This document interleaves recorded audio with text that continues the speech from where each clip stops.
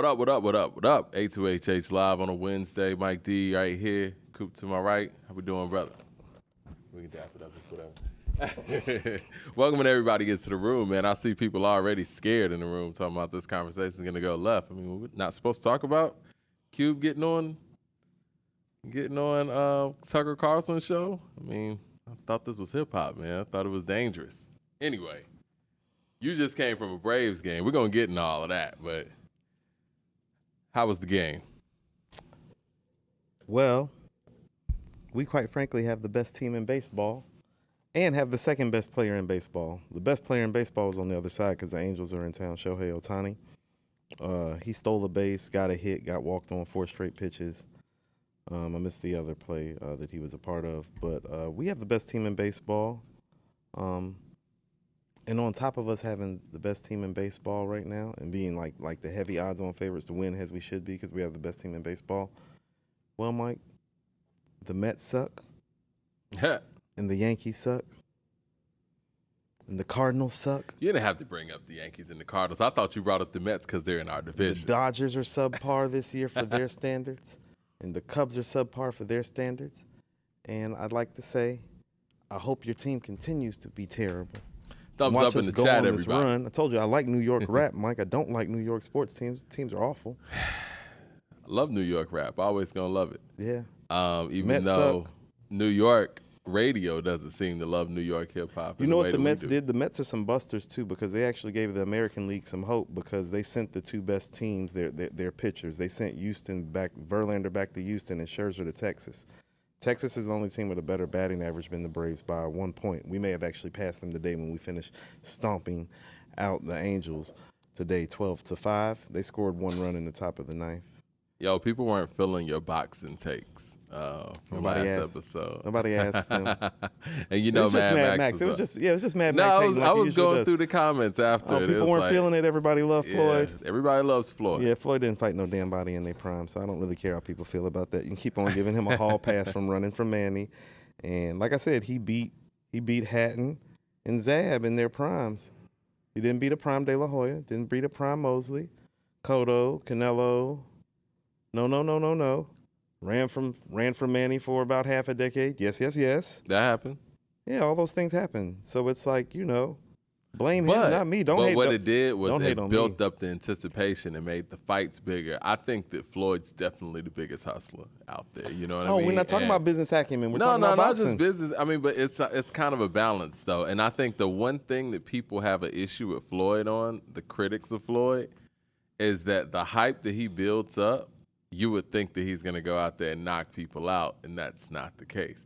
I saw Pete Rock actually post what I was talking about the other day when Shane had, Floyd on the ropes. So shout out to Pete Rock.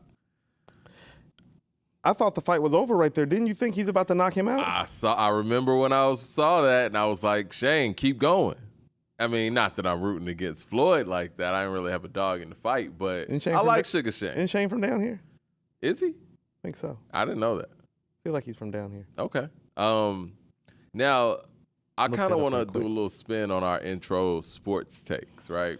Right. I've been talking to... Don't forget that the Mets suck, though, and we have the best team in baseball. Can't say that enough.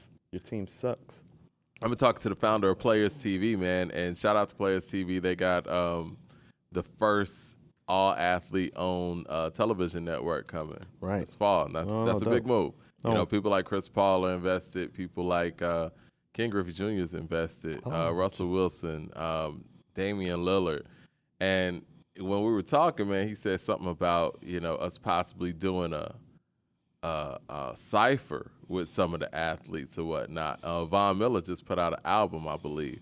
Word. And it made me think, like, in my mind, I think Damian Lillard's the nicest MC athlete ever. And I know a lot of people will say Shaq because of the body of work, but it's a different time. If Dame was around in the early 90s when Shaq was doing what he was doing, I could see Dame rhyming, with Meth and RZA and all of that too. No, Dame is the best. Dame gives you the best bar work. Best lyricist. Yes, he is your best lyricist as an athlete, but Sugar Shane's from Linwood, California, so I was wrong about that. Yeah. But yeah, he's that, but Shaq is the one like with like the records. You hear the new stuff Shaq's doing though? No, like please no. He kind of sounds like, you know, and I'm saying this respectfully, he sounds a little dated, right? Like he sounds like either he's trying to kind of rhyme with the times, or it made me feel like, okay, when Shaq was doing it, and he was good at doing it, I think he kind of was just gelling with the times, where I feel like Dame is just nice, period. Dame just has bar work. Yes. Dame has an identity as an MC, and I think that Shaq doesn't really have that identity. He as has an personality, MC. not identity. Exactly. Big difference. Can't Stop the Rain is definitely the greatest, you know, athlete song of all time. But Biggie's on there, so it's kind of a cheat code there. Like, can you imagine Dame rhyming with Biggie? Them. Hello. Can you imagine Dame rhyming with Big? I mean, he would get shown up too, but yes, I could. Yeah, I'm just saying, like, classic records. We got Jason Sweet with the super chat, says, "Peace, Kings. Thanks, Coop, for liking Benny the Butcher's snippet. My cousin Red McFly produced. Benny's on the way." It is. Yeah, I'm excited. You just did a space Monday. Yeah. What was that about? How was that? Me and Taj talked to Jansport Jay. Okay. He sat in the room for all the King's Disease projects and Magic projects. What was his role in that? Just, you know, ears in the room. Very. Okay. I get the glove vibe. I get the glove vibe. I get the large professor on Midnight Marauders type of vibe to it. Like the, hey, how's this sound guy? You know, other ears in the room type of guy. You know, we had a little Cali talk. He's from West Covina. I'm familiar. Like, when me and T actually went out to California. You remember DK? DK. You don't know DK, do you? Well, DK used to work with us. He lived out there in Pomona and like West Covina, so we had like a little West Cove Pomona convo. But it was good. I'm gonna try to bring Jansport Jay. He's got this really dope artist Snow. Yep. That they did a dope project with. Did you heard that? I did. Yeah, that shit fire. You know, somebody on Twitter was telling me about that Niggas in the Streets sample that he did, the Criss Cross record. Yeah. And yeah, that's just dope. Yeah. You know, that record, you know, to kind of give that record a little bit of history and give it its props. Jermaine Dupri produced that Young, Rich, and Dangerous album, Criss Cross. Yep. And that record itself is the one that, you know, Houston took, DJ Screw took, and kind of made a whole sound from it, all the way down to the organs. He bought up Jermaine Dupri when we were having a producer conversation during the Spaces, actually. Jermaine needs his props for that alone. No, if we get some time to like even do like some quick production stuff today, like we should definitely talk about that. But it's really dope. I want to bring Jansport on here. Yeah. And Snow and like all his other artists, like, start putting it together. And sidebar, I do believe T.I. wrote that song, in my opinion. I mean, I could be wrong. Again, I don't have any real information, but if you go listen to that Criss Cross record, and a lot of those records on Young, Rich, and Dangerous, flow-wise, vocabulary-wise, and even the theme, because the theme of that song is the fact that, you know, they going out clubbing and niggas is jacking them, and it's like, never heard Criss Cross speaking that. You should just reach out and ask. I want to know. I would love to ask. I mean, that's kind of my way of doing this, like on the airwaves, because you know, it seems like everything that we put out there in the universe sometimes, you know, seems to come back and we get answers to. You know, we're going to talk about these shark biters today because we'll be covering Only Built for Cuban Links anniversary, because we get a lot of shark biters. Only Built for Cuban Links is the theme today, because celebrating the anniversary, it turned 28 years old yesterday. Yep. But yeah, Jansport Jay definitely got to come through. We would love to have some production talk with, you know, a producer. One of his early production credits is with Charlie Tuna from Jurassic 5. I didn't even know that. So it's like he's been around. He's got a relationship with the Far Side. So great. Yeah, so Jansport's been around. We even talked about the name and the Jansport backpack and like all that. It was like really, really a dope convo. He was really, really easygoing and affable.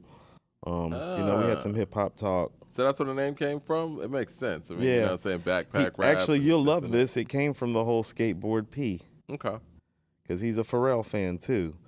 And I like the diversity of his just production range, and you can hear his influence because, you know, we had some Dilla talk, some Pharrell talk, some Jermaine Dupri talk. So what was the Jermaine Dupri talk like? No, he just one of the names that he brought up as a producer. He brought up Stevie Wonder when we talked about all-time greatest producers. Well, being a Pharrell fan, you kind of got to, those Neptune chords are very Stevie-esque. Dilla, you know what I'm saying, came up. Dre came up. Battle Cat came up. Quick came up. Him and Hit have a close relationship. For those that aren't familiar with the Cali territory, it's like the 71 and the 91. The 91 would take you to the IE, like Fontana, where Hit is at. The 71, if you're taking the, let's say the 55, coming out of Orange County or Anaheim, where the Angels play, you'll have the option of taking the 91 to the 71. So West Pomona, Covina, and IE, Corona, where I was at sometimes, and Fontana is only 45 minutes away. So it's kind of in one of those funky pockets. It's not quite LA, but you know what I'm saying, got some LA vibes to it because it's only about an hour or so away maybe. So yeah, it was a good convo though. Cool, man. He got to come through the show, man. That's going to be fun. Definitely. I would love to extend some of this producer talk and production talk and actually have, a working producer to kind of chime in. We started following each other on Twitter, so I'm going to reach out to him, try to connect to him again. He's obviously busy, but... Oh, yeah, definitely. The Snow Project was fire. We need to try to get Snow on here, too. For sure. Yeah. You want to delve right into this Purple Tape conversation, man, because you and I have Purple Tape in our top 5s. Yeah, I was about to say, the bulk of the show should really probably be... I want to talk about what albums do you think is actually better than the Purple Tape. Okay, so I'm glad that you're starting there. So here's what I really thought about. How many albums are better than the Purple Tape? In its totality, Mike, I honestly don't think there is a better rap album. And this is what I'm saying when I'm saying in its totality. I think Illmatic's more important and musically just as good, if not greater. But it is only 9 records. It has something Illmatic doesn't. Yeah, a few things it does. Has more than 9 records. Well, it has a hit, a big hit, Ice Cream. Ice Cream's not a big hit, Mike. You don't think so? No, it's not a big hit. You don't think that Ice Cream is much bigger than anything on Illmatic? It was a hit for the time, man, for real. I remember seeing Ice Cream all the time. It wasn't like Shadowboxing where I had to search for it, stay up for it. You know? I don't think it's bigger in people's mind than It Ain't Hard to Tell Her the World Is Yours. I really? think it's in the same territory. Yes, honestly. What do y'all think in the chat? Yeah, I mean, you can tell me, even if you feel like the song is better, the classic nature of it, or even how it got played countdown-wise on a Rap City. Yeah. Yeah, I mean, I hate to be the one to break it to you. Yeah, all that. But Mike, Ice Cream was never even number 1 on Rap City's countdown. Was it? No. Not? Come on. No, it wasn't. No. Leroy Green with the Super Chat says, what up, 2, fellas? Because I'll Be There For You was out around the same time, and so Ice Cream that's never... a monster hit. Yeah. Leroy Green with the Super Chat says, what up, fellas? The third member of A2HH. No, we're going to get your ass in a minute, Leroy. Yeah, you stick around, Leroy, because I got some questions. Yeah. What do the people say? People saying, Ice Cream was a hit. No, you said big hit. I didn't say it wasn't a hit. Okay, let's talk about 1995 then. What do you consider a big hit in hip-hop? I think Dear Mama? Well, that's just something else. I don't even know if it's fair to do that. But I'll Be There For You would be the prime example of a hit for hip-hop in 1995. A big hit. That's a big hit in 1995. Crossroads. One More Chance. That's a big hit. It has a hit then. It's a classic hit, if that's what I would call it. That's a classic song that is also a hit song. Like Let Me Ride by Dr. Dre. I think it's bigger than every song on Illmatic. So I would say it has. That's fair. Yeah. That's fair. That has to do with the hook. We're going to talk about, we're going to talk about meth and all of this anyway. I got a lot of personal stuff to say because this is the album that actually made me a hip hop head and a Wu-Tang fan. And I'm going to kind of Elaborate. I'm only 13 when this album comes out. So are you. So, no. Let's not even go right there. Ice Cream was big for me. Yeah, Ice Cream's your thing. You overrate Ice Cream, but I feel all the things that you feel about Ice Cream. It's not even the best beat on there, but that's a whole other conversation. It's one of the best produced albums ever. So, well, that's the conversation that we need to have first. But probably. How about this? There's so many places to go here. Right, that's what I mean. We need to really section off where we should go. First of all, the whole Illmatic thing, it's like, well, Illmatic has 9 songs. And even if you feel like all 9 songs are classic, listen to what I'm about to say to you. The Purple Tape has 9 classic songs on it. Yeah. You feel what I'm saying? I don't think One Time for Your Mind's classic. I think it's a good song. I'm just providing some context for some people that feel end to end. It's like, oh, well, every song on Illmatic's flawless. It's like, okay, so let's say that there are 9 flawless songs on the Purple Tape, and for sure, and it's literally double the songs. So what I would tell you is that I don't think I've ever heard a rap album that ascends the way the Purple Tape ascends. It's like for something that's frighteningly good early on, like the B-side to the Purple Tape, like the actual B-side, which starts off with Shark Biters. Well, Mike, that's the second half of that's the best second half of any rap album in the history of rap. The second half is crazy. The second half of the Purple Tape is the best second half of any album in rap history. There's not even anything close. And if we want to talk about, even if we look at the stuff on the wall, no. They don't want no. They falter off. They don't falter. I mean, but they don't ascend. They don't ascend. Even no, it doesn't ascend. It doesn't ascend. One of my favorite songs on Akumina is "Y'all Scared," but it doesn't ascend.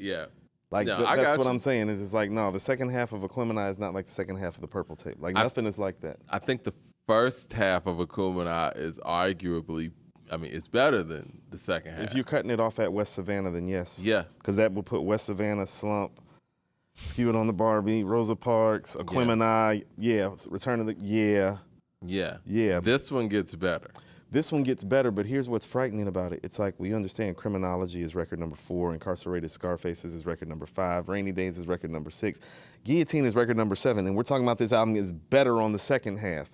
Insane. That's insane. The only album that I think that actually competes with it, energy, production, and rhyme-wise, is actually It Takes a Nation to Millions. Okay, that does ascend. That ascends too. Yeah. But I still don't think that it's this, because for as great production-wise as It Takes a Nation to Millions is for its time, I think that the Purple Tape is maybe the finest production job in rap history. I can honestly, end to end, if we're talking about beats, song sequencing, placing all the people in all the places to succeed. Yeah. It's a wonderful job by RZA, and I think that even when we hold RZA high, especially for that period, but just all time, that album is a big reason why. Literally, production-wise, the only thing wrong with this album is that the Knowledge God to Criminology transition is maybe like a half a second to a second too soon in terms of the cutoff and the transition into the next song. Other than that, production-wise, it is literally flawless. Like literally, like that is the only thing when you listen to it end to end that you can hear production, executive production, sequence-wise, where it's like, missed that. Like, are you hearing what I'm saying? It's like I'm talking about a half a second from record 3 to 4 is literally the only production misstep. Jack777 with the super chat says, Stove just replied to my message saying he's dropping twice this year. Cool. Shout out to Stove. He should come through the show too. Leroy Green with the super chat says, I met somebody that knows Shauna from DTP. I'm about to ask her to tap in and come on the show in August. I'll keep you posted. All right, there we go. Leroy Green out here getting guests too. The third host of According to Hip Hop. Keep us posted, Leroy. Colin King with the super chat says, Aquemini is better than the Purple Tape, just my opinion. Listen. Doesn't have the songs. I love Aquemini. All right. Let's delve into that. Melvin Wright with the super chat says, I love the Purple Tape, but I think the Infamous was better. Now that I disagree with. Now let's delve into this Aquemini talk.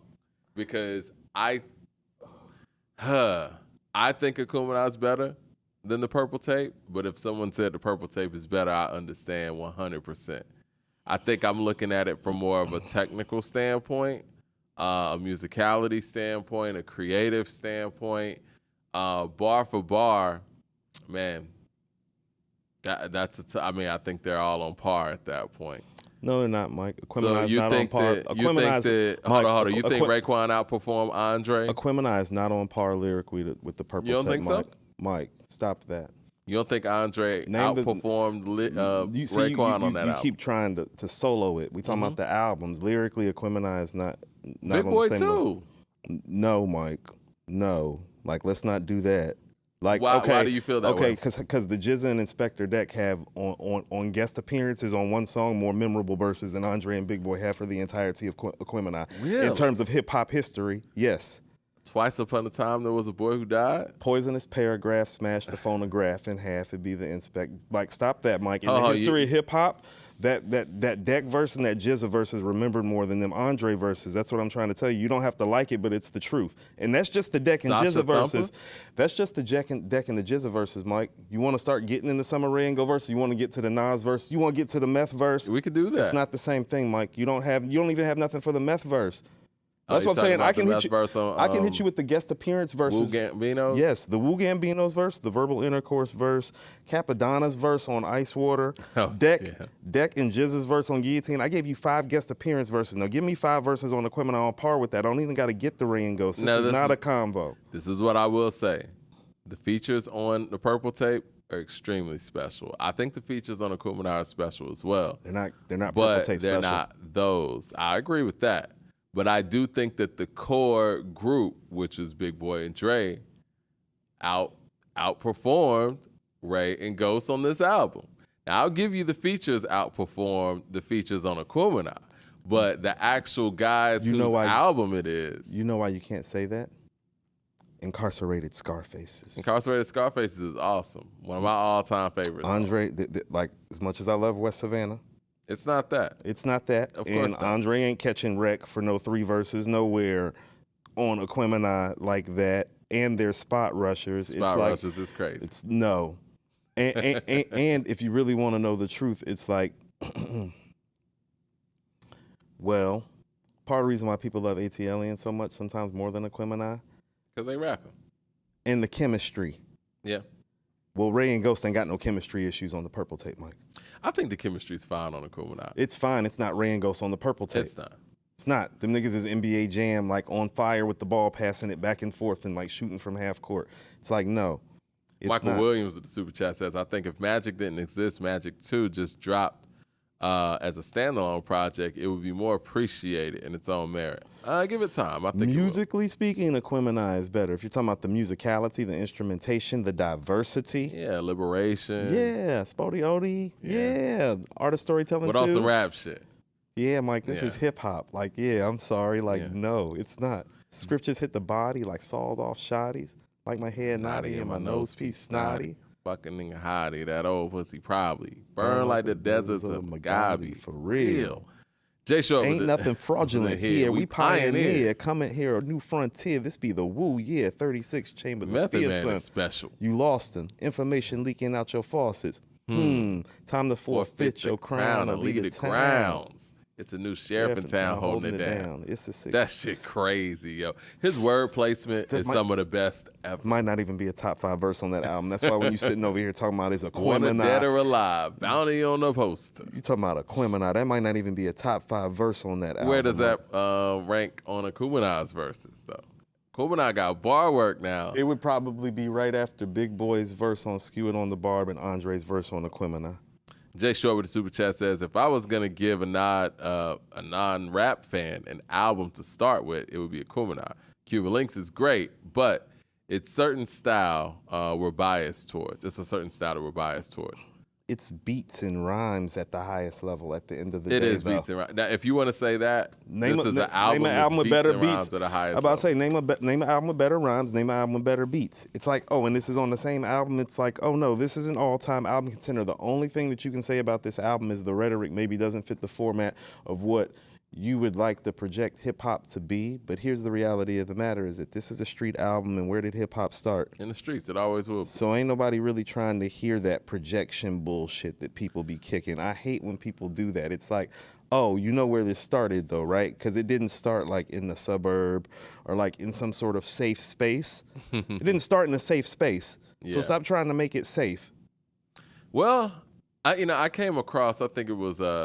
It can be street and still be art. On this Men's Health cover, right? Not to skip around too much, it's still on subject. 50 and meth and all them? Yeah. I saw Men's Health, they were doing it for Hip Hop 50, but they were quoting Chuck D and saying, hip hop being the CNN of the ghetto and this and that. And I thought to myself, like, will it always be like that, or is it always the ghetto? You know what I'm saying? Like, because is hip-hop really the quote-unquote CNN of the ghetto now? Like, it's kind of just black life, period, not just the streets. And honestly, the streets ain't always ghetto either. I didn't say ghetto. No, you didn't. But I'm just saying that's the quote that Men's Health magazine used, and I was like, well, maybe that might be an outdated statement for hip hop now. I mean, I know it used to be that, but the statement might be outdated, but like the ethos of where hip hop came from never gets outdated. You know what I'm saying? The grit, you know what I'm saying? And I think this is the perfect album to talk about the that's it's something the inner city angst of this album is part of what makes this album. Okay, so and that's why it confuses me that people are so shocked with Cube's interviews. Like, so what do we want? So let's have a quick history talk, right quick. Even I can remember, first of all, when I got this tape. This is the album that made me a hip-hop fan. After I heard this tape, this is back when I actually remember the copy of the purple tape. It was literally a purple tape. Yeah. I can remember after hearing it the night that I heard it, that I couldn't afford to not be able to afford to buy my own shit from now on. I was tired. Like Illmatic was Six's tape that I bootlegged and dubbed. Tupac Strictly for My Niggas, like all that stuff. Enter the Wu-Tang. Yeah. No, that was all my cousin shit I was jacking. I didn't have my own shit. The purple tape was one that's like, no, I need to have some money and start buying my own tapes. My man Tremaine that lived in Boulevard Homes, he was me and Six's best friend growing up. He got the tape. And he wanted to listen to the tape, obviously. He went to Freedom Mall, he went and picked up the tape. He came back, he got back at like 7. He was like, I'm gonna listen to it. He's like, I'm gonna call you when I get done. I'm gonna give you the copy, let you come dub the tape. Okay? So he called me when he was done. It was like 10:30 at night. I hopped up, got down. My grandfather owned 7 acres of land on the other side of West Boulevard. So we lived literally about a quarter mile, half a mile up on the hill. So I had to come down this gravel, dark road at night, be snakes, deer, all types of shit out there. This is how serious it was, though. Ran my ass down there. That's what Wu-Tang would do. Yeah. Ran my ass down that hill. Ran across the street to the projects. This is the hood, too. Look, this is the ghetto. Yeah. This is the hood for real. Run over Tremaine, live in the front of the neighborhood. I'll never forget when he stepped outside because he had this look on his face. He was a big Method Man and Old Dirty Bastard fan. I'll never forget the look on his face. He was like, he handed me the tape. I was like, I'm gonna bring this back to you tonight. He was like, man, you can keep it for a couple days. He's like, I ain't really like it like that. What? And he's the one that really put me on Wu-Tang like that, like the meth and the Old Dirty shit and Brooklyn Zoo and Bring the Pain and all that. And I was like, what? So I went back and I went upstairs, living space I shared with my brothers and my sisters and my mom and my granddad's house. And I can remember cutting it on and I was like, oh, that's when I realized Ray and Ghost were different than Meth and Dirty. And I realized how hip hop and cultish Wu-Tang was up until that point. This is the album where Wu-Tang got their street credibility. Meth and Dirty not talking no street shit on Tikal, really, or on Return to the 36 Chambers. Those are what I like to call niche hip-hop albums in a sense, Mike. It's like, no, they got a sound, they got a sense, they got a following, the kung fu thing is working, the beats and the bars is hard. But Meth and Dirt not talking like this. And this is what I mean, it was different. Like, I was listening to the albums. First of all, I didn't know what the hell they were saying for the first few songs. Right. Because I'm 13, I ain't never heard nobody talk like this. And so it's kind of hard to get a hold of, and I think that's what happened to Tremaine. But Rainy Days came on, Mike.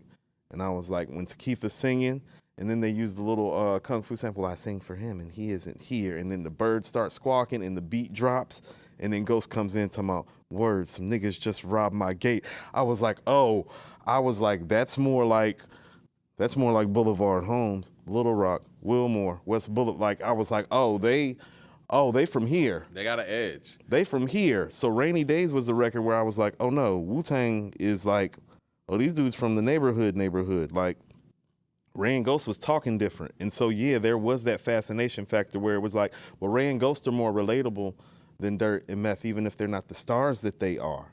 And then we get to some of these super chats, yeah. Michael Williams with the super chat says, it's not flawless, but I can forgive any missteps that occur in an effort to try new ideas. Dope to see Nas/Hit pushing the envelope. I think he's talking about Magic too. Okay. Let's see what else we got here. I know we got a couple of more super chats. Yeah.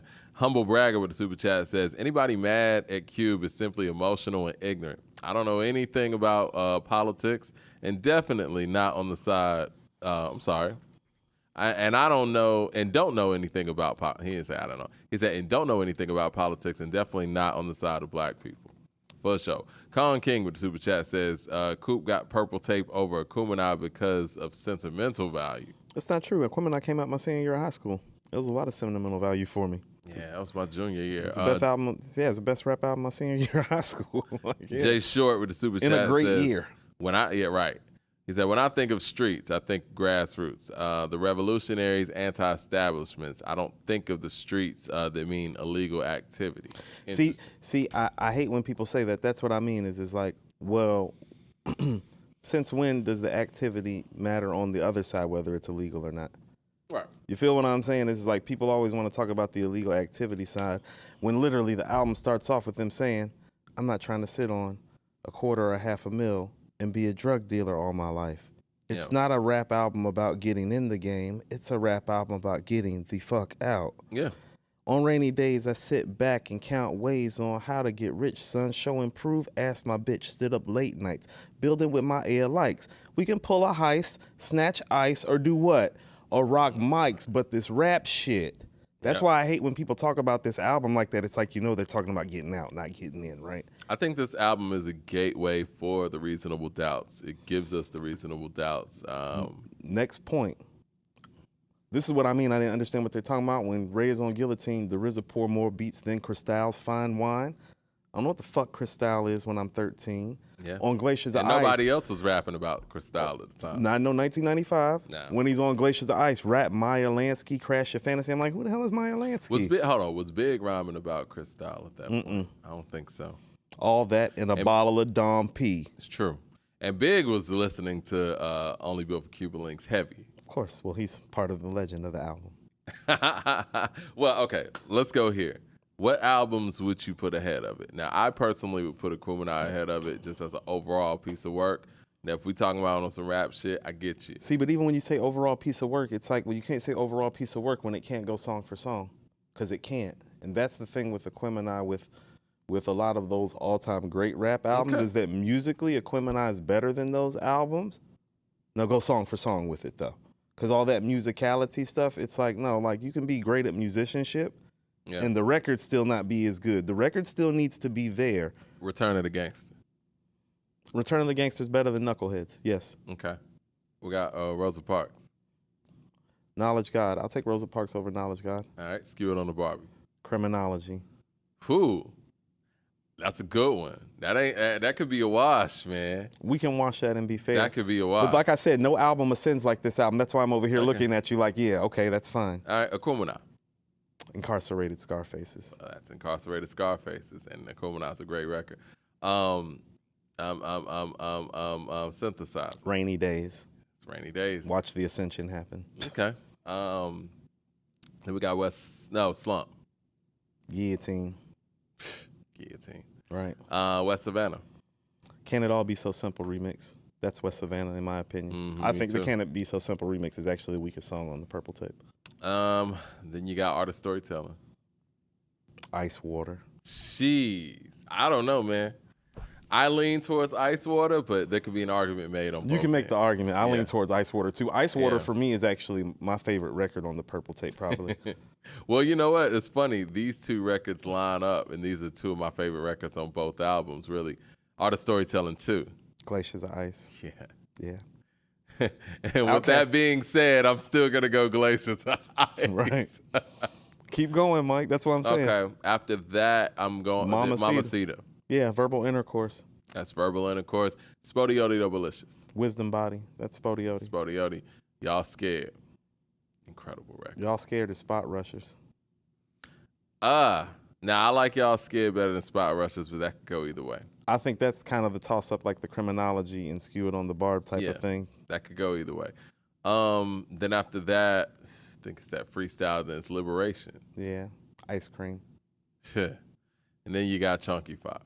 Wu Gambinos. And then that's it. And then you got more. And then I still got Heaven and Hell. That's what I'm saying is it's like, no, like I love Aquemini, but it's like it's still not enough. Not for that. You see how it just keeps going? Did I skip anything? No. That's Nathaniel. You want to count Nathaniel? No, I'm not counting right. Nathaniel. No, then you counted everything. And rest in peace to him, man. He just passed not too long ago. I didn't know that. Yeah. Bleaches with the super chat says, since no one else wants to say it, Blue Raspberry voice is so grating. She's awful on rainy days. Was that who that is, Blue Raspberry?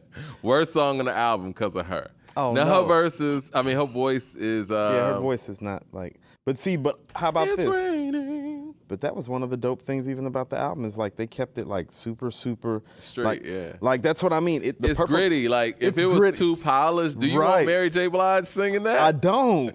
That's what I mean. What makes rain, hail, snow, and earth break the. But that's what made Wu dope too, where it was like everything was so raw, especially when we talking about that first chamber. And I hate to say this, and they improved, but when they got more polished, it took something away from that original all that clean Wu sounding aura. stuff. Yeah, it did. Yeah, I feel like the last Wu album that we got that was in that vein might have been The Pillage from Kappa. That had some of that graininess to it that you're talking about. Yes. Yeah, when you got slang editorial and shit like that. Rain and Ghost are great on rainy days. That's wild. Yeah. But yeah, okay. What albums do you actually have ahead of Only Built for Cuban Links? I mean, just like that's what I'm saying. Like toe to toe, there's nothing better than it. It's like on my list, I have Illmatic at 1 and The Purple Tape at 2. Aquemini typically tends to be on my personal list about 3. Yeah. Yeah, but not The Purple Tape. It's just not like there's nothing like it. It's like you can line up It Takes a Nation too, Mike. It's like it's not going. It Takes a Nation is, you know what? I'm cool with saying you can line It up Takes The a Chronic Nation. too. Yeah. I'm cool with saying It Takes a Nation is the greatest hip hop album ever made. Line it up right now, then. That's what I'm saying. It's like you can line up The Chronic and line up It Takes a Nation. It's like it doesn't ascend like that. Like, how about this? The Chronic gonna lose like all them records at the end from like 12 all the way to the end. The Chronic losing all them records to The Purple Tape. Ain't no Spot Rushers or Verbal Intercourse or Ice Cream or Wu Gambinos on the back end of The Chronic. I'm sorry. Rat-a-tat-tat. So people are asking for the Cube topic. Where we're going to get to it. Y'all stay tuned. We're going to get to this Cube topic. Yeah. Cube said racism isn't that big anymore. And I knew, all right, when I looked at the whole interview, I knew that was the part that people were going to hone in on and exploit. And we'll talk about that. But let's finish talking about The Purple Tape. You guys can, you know what I'm saying, sit back and enjoy this greatness. This is the top 5 hip-hop album. Y'all don't have it in your top 5? Because I do. Yeah, I think it should be in everybody's top 5. I think it should. Along with the Doggy Styles and Chronics are kind of interchangeable in that sense. This album's important, you know, and I think we give the Infamous a lot of importance, as we should. This album is important in the Infamous vein. It's important in the Reasonable Doubt vein. If people hold Reasonable Doubt high, you have to hold this album high. It's just not an album like with the beats and the rhymes like this. It's just not. You can't find beats this good and rhymes this good on any other rap album that's been made, in my opinion, consistently. It's like the records on here. Like, think about the records on here that like aren't like infamous, so to speak. Like that would be like Knowledge God, Wisdom Body, Knuckleheads. It's like crazy records. Those are crazy records. I was listening to Abstract Radio a couple of years ago. Q-Tip had Raekwon on. And I hate that they stopped doing Abstract Radio. Somebody got to give me an answer to why that happened over there at Apple Music. But anyway, Q-Tip had Raekwon on there, and they were celebrating The Purple Tape. And they just played the album. And the shit's crazy. Shit like, don't make no sense. Q-Tip's going crazy in there playing these records. Like, he's playing Spot Rushers. Like, yo. I can remember my head exploding when this was the thing. It was like when you heard the first side, you were like, wow. Then you flip the tape. It's like shh.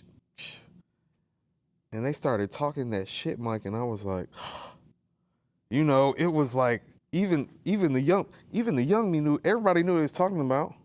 Oh, you're talking about because the second side starts with Shark Biters and then it goes into Ice with Mike. No rap album starts off on the second side like that because it's like, oh shit, like these niggas is wild. What you think about them coming at Biggie at the time? Melvin Wright with the super chat says, you make me better by Fab is a sample of Rainy Days sped up. Never knew that. Me neither.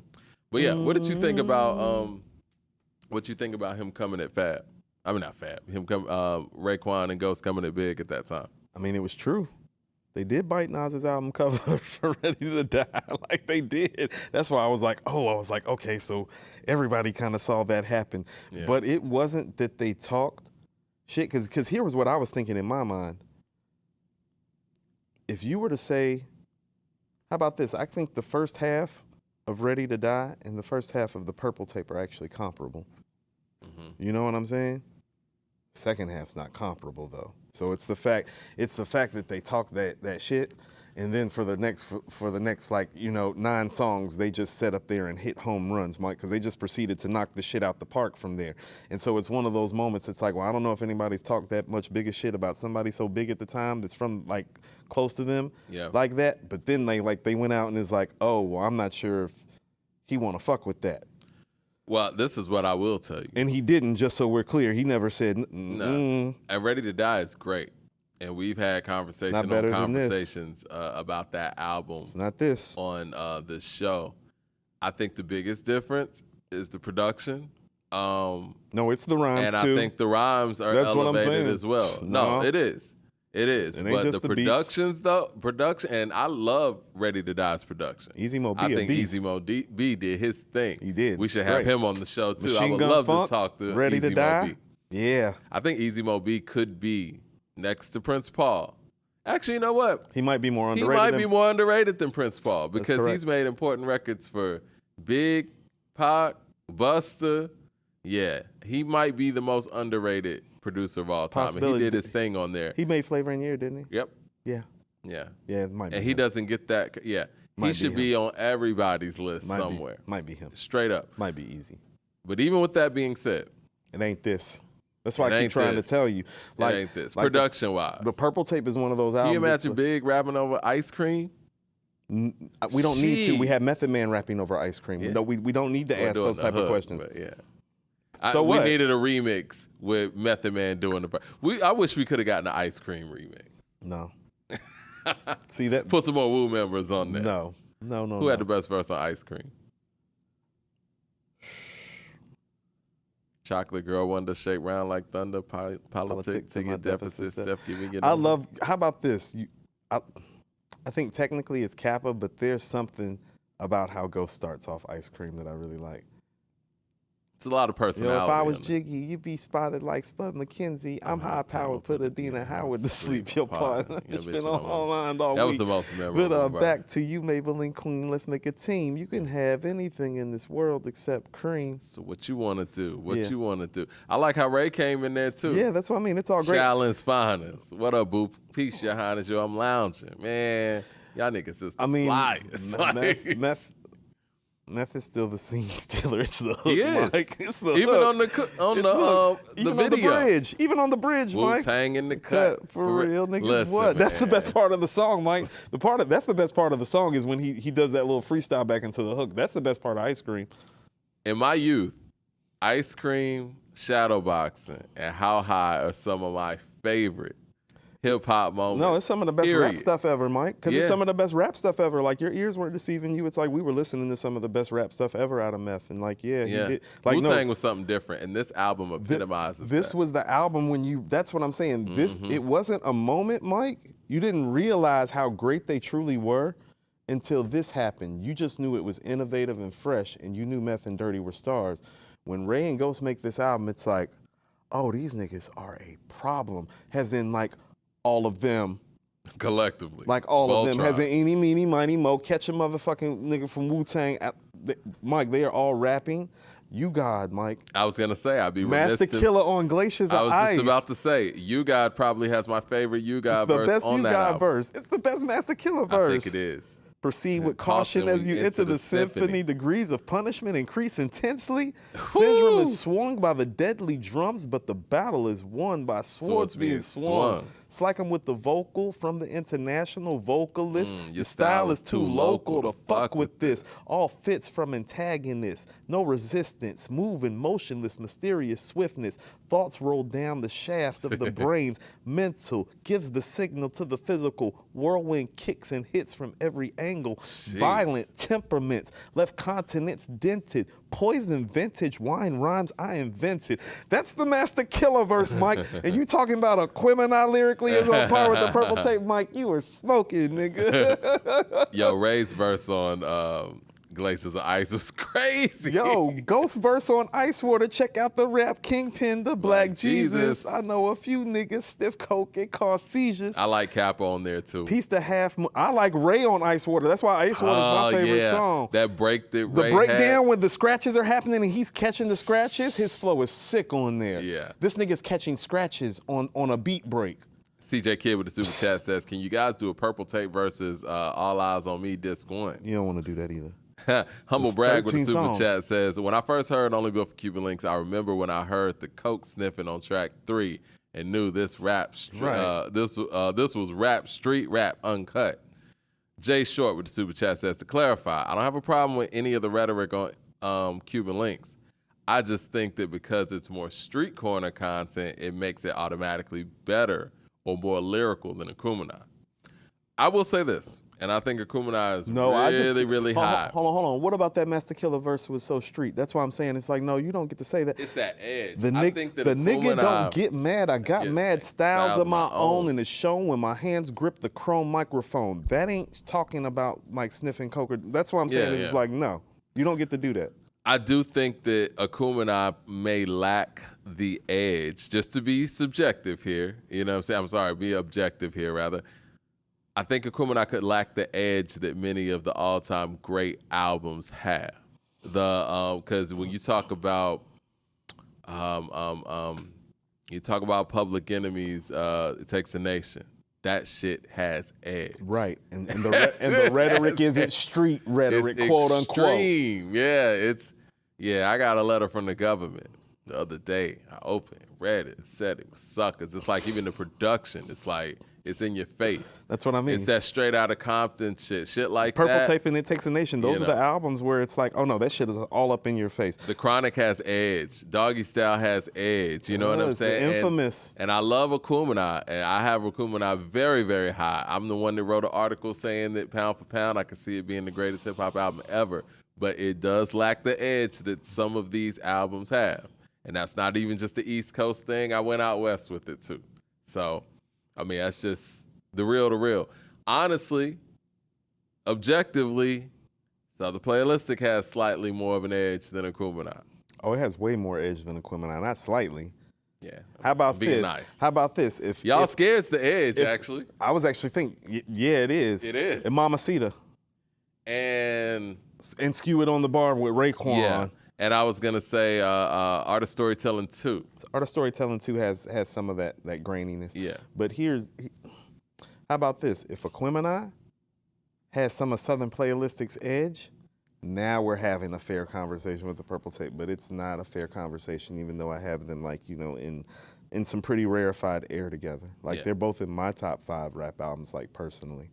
But yeah, if I'm being objective, Mike, I was playing the Purple Tape on the way here, and I was like, ain't no shit better than this. I was like, yeah. I was like, show me. That's why I was like, pick an album, go play the records, because it's like, while your record, wherever your record ends, guess what? I was like, I'm still gonna be playing great records.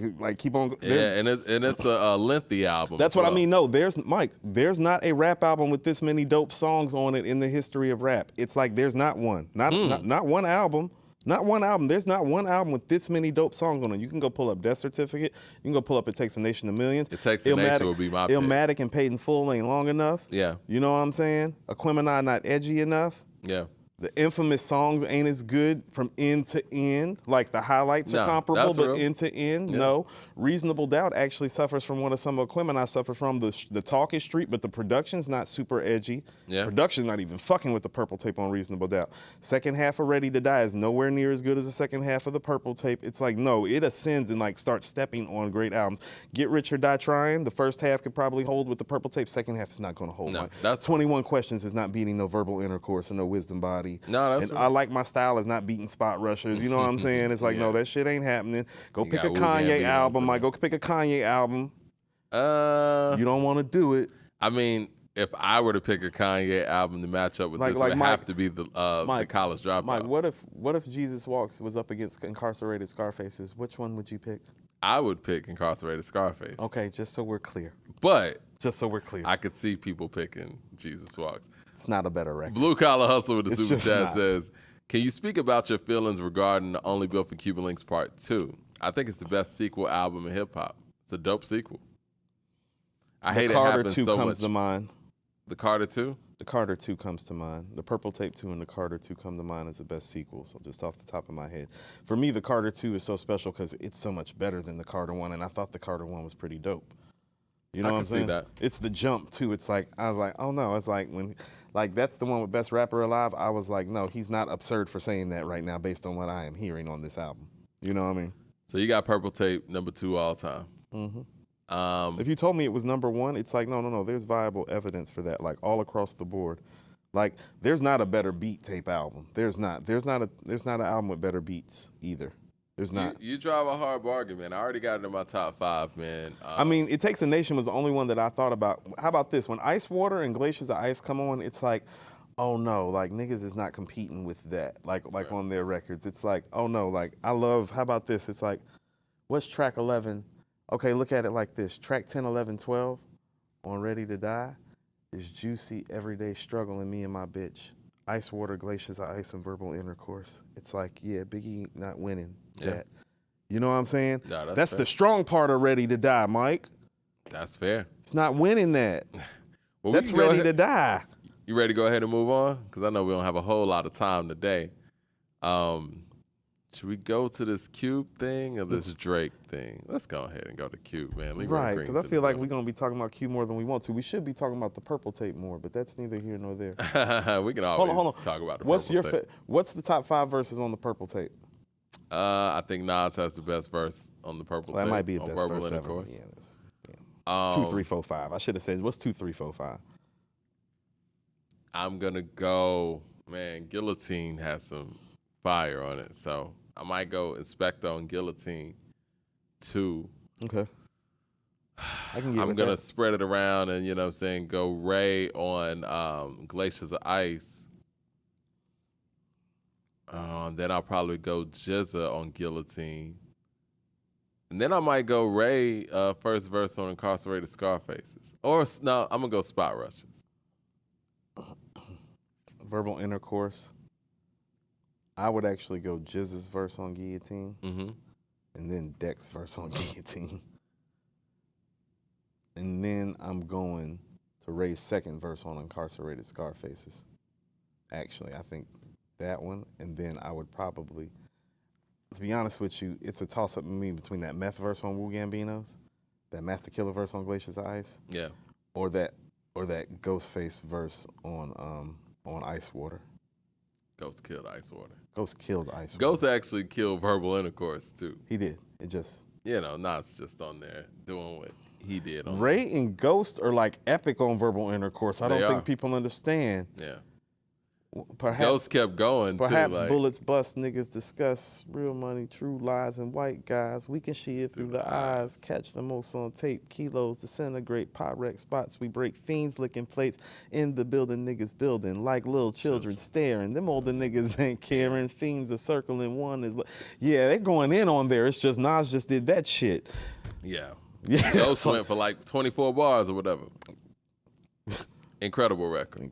That's what I mean, Mike. The adjectives and the superlatives about this album are just endless. There's so many places to go.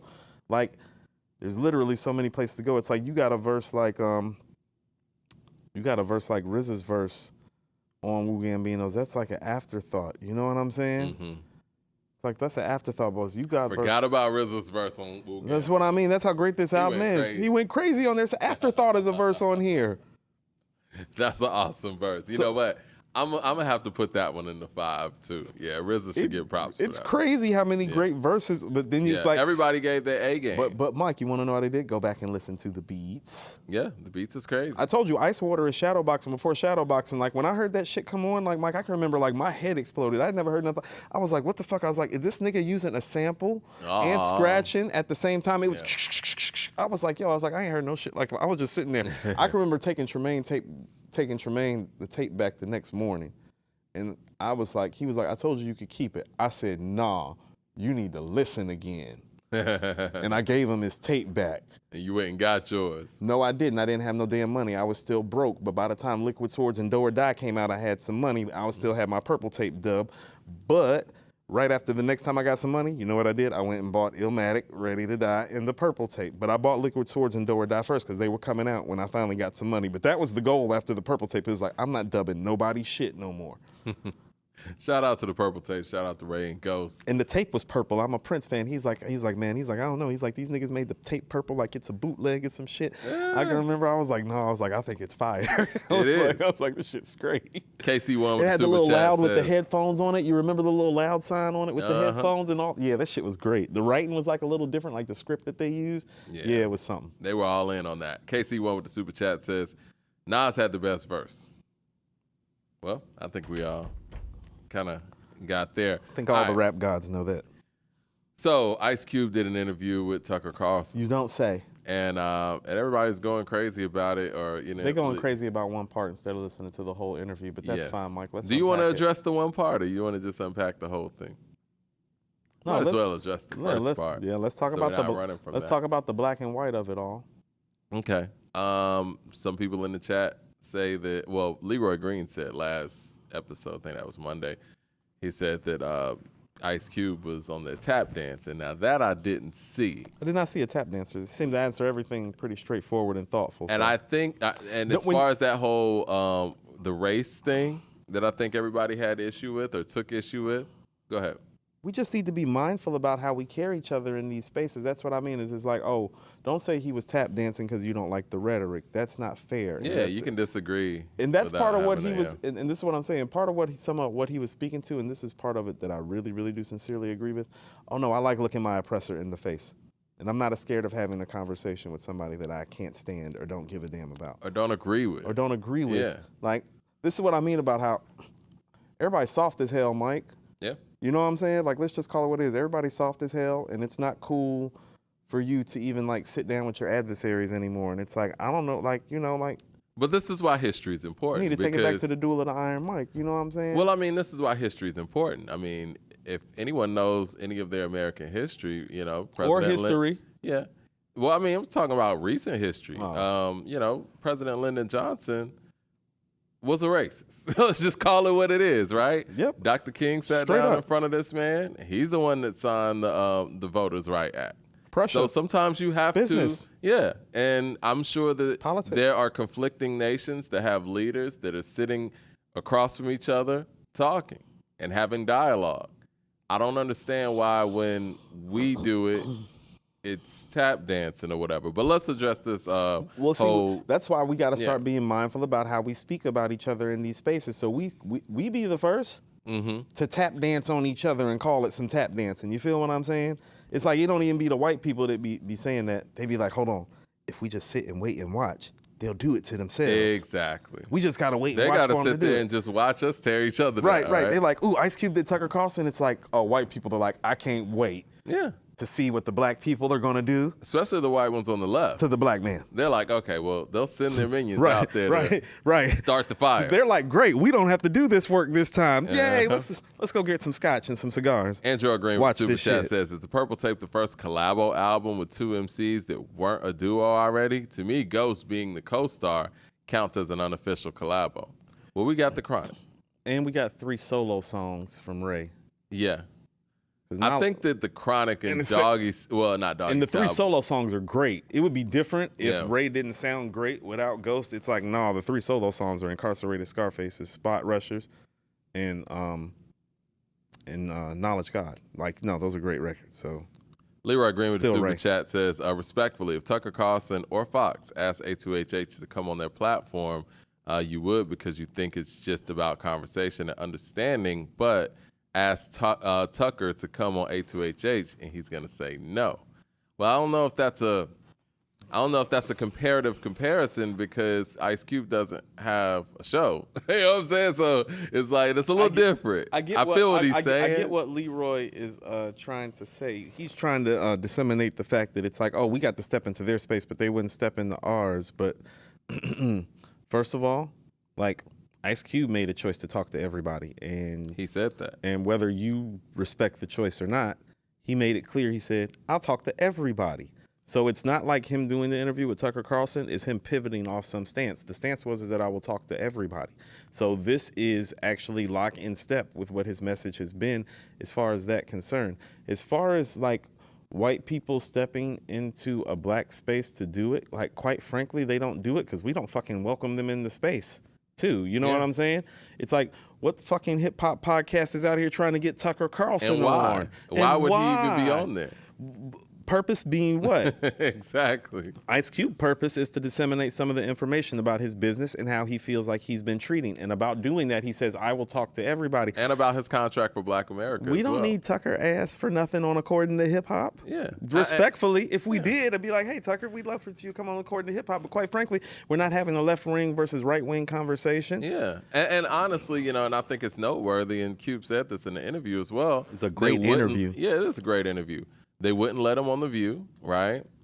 Oprah turned him down for interviews. Oprah wouldn't let him on even to promote Barbershop. The rest of the cast was invited and he wasn't invited. So in spaces where you feel like these are your people and you get denied from those spaces and you get invited to spaces that could possibly be hostile. And again, this is nothing new for Cube. Cube was doing this in 91, 92, going on these hostile environments when nobody in hip-hop was doing this. Mm-hmm. So this isn't like some 2023 thing. Cube was going on CNN when CNN wasn't liberal left. It wasn't welcoming hip-hop on and talking about gangster rap, explaining gangster rap to quote-unquote middle Americans. He's been doing this. This is just that updated version of that, in my opinion. We get to some of these super chats real quick. No, go ahead. Jay Short says, I think that Leroy may be projecting. He remembers Jay Buck dancing in front of Roger Goodell in the NFL, selling out Cap for a few halftime shows. Interesting point, Jay Short. TJ with the super chat says, Cube said when the talking stops, the fighting begins. Too many people are scared to talk to others who think differently. Shaking my head. So I say everybody's soft. Yeah, Jay Short with the super chat says, people who don't defend their advocates will find themselves with no advocates. Facts. Right. Jay Short spit knowledge over here. Bars. Andrell Green with the super chat says, Chronic is more of a producer/MC pairing, though. Purple Tape is 2 MCs. No shade to Dre, though. Of course. Just real quick, think about how great the low end theory is, Mike, and you tell me the records that you think you about to win with. That's an interesting point. Right. And I love the low end. Think about how a lot of people think the low end theory is a top 10 rap album, and there are some people that have the low end theory #1. And I'm like, well, have you heard the Purple Tape? And how can you say that having heard the Purple Tape? Yeah. Ain't enough songs on the low end theory to compete with the Purple Tape. Just so we're clear. Keep going. KC1 with the super chat says, Jay's been doing only interviews with racist whites. Cube has been canceled since his contract with Black America. Okay. What were you about to say? I told you to hold your thought. Were we going to cover that racism part? Yeah, I think we need to cover it because, well, let's try to take a step back and look at it from the purview of somebody like Ice Cube, who is literally being blackballed by some black people. Mm-hmm. Do you know what it's like to be blackballed? I do. I do but I'm too. sure it's like to the nth degree with him. I do too. Part of the reason why I took the job that I just took is because I realized in my job search that I had been blackballed in my own industry, in my own city, where I've trained a lot of people and given a lot of people jobs. And it took a company based out of New York to actually extend an appropriate job offer to me. There's nothing like that feeling of knowing that somebody has you boxed in and don't want to let you out the box.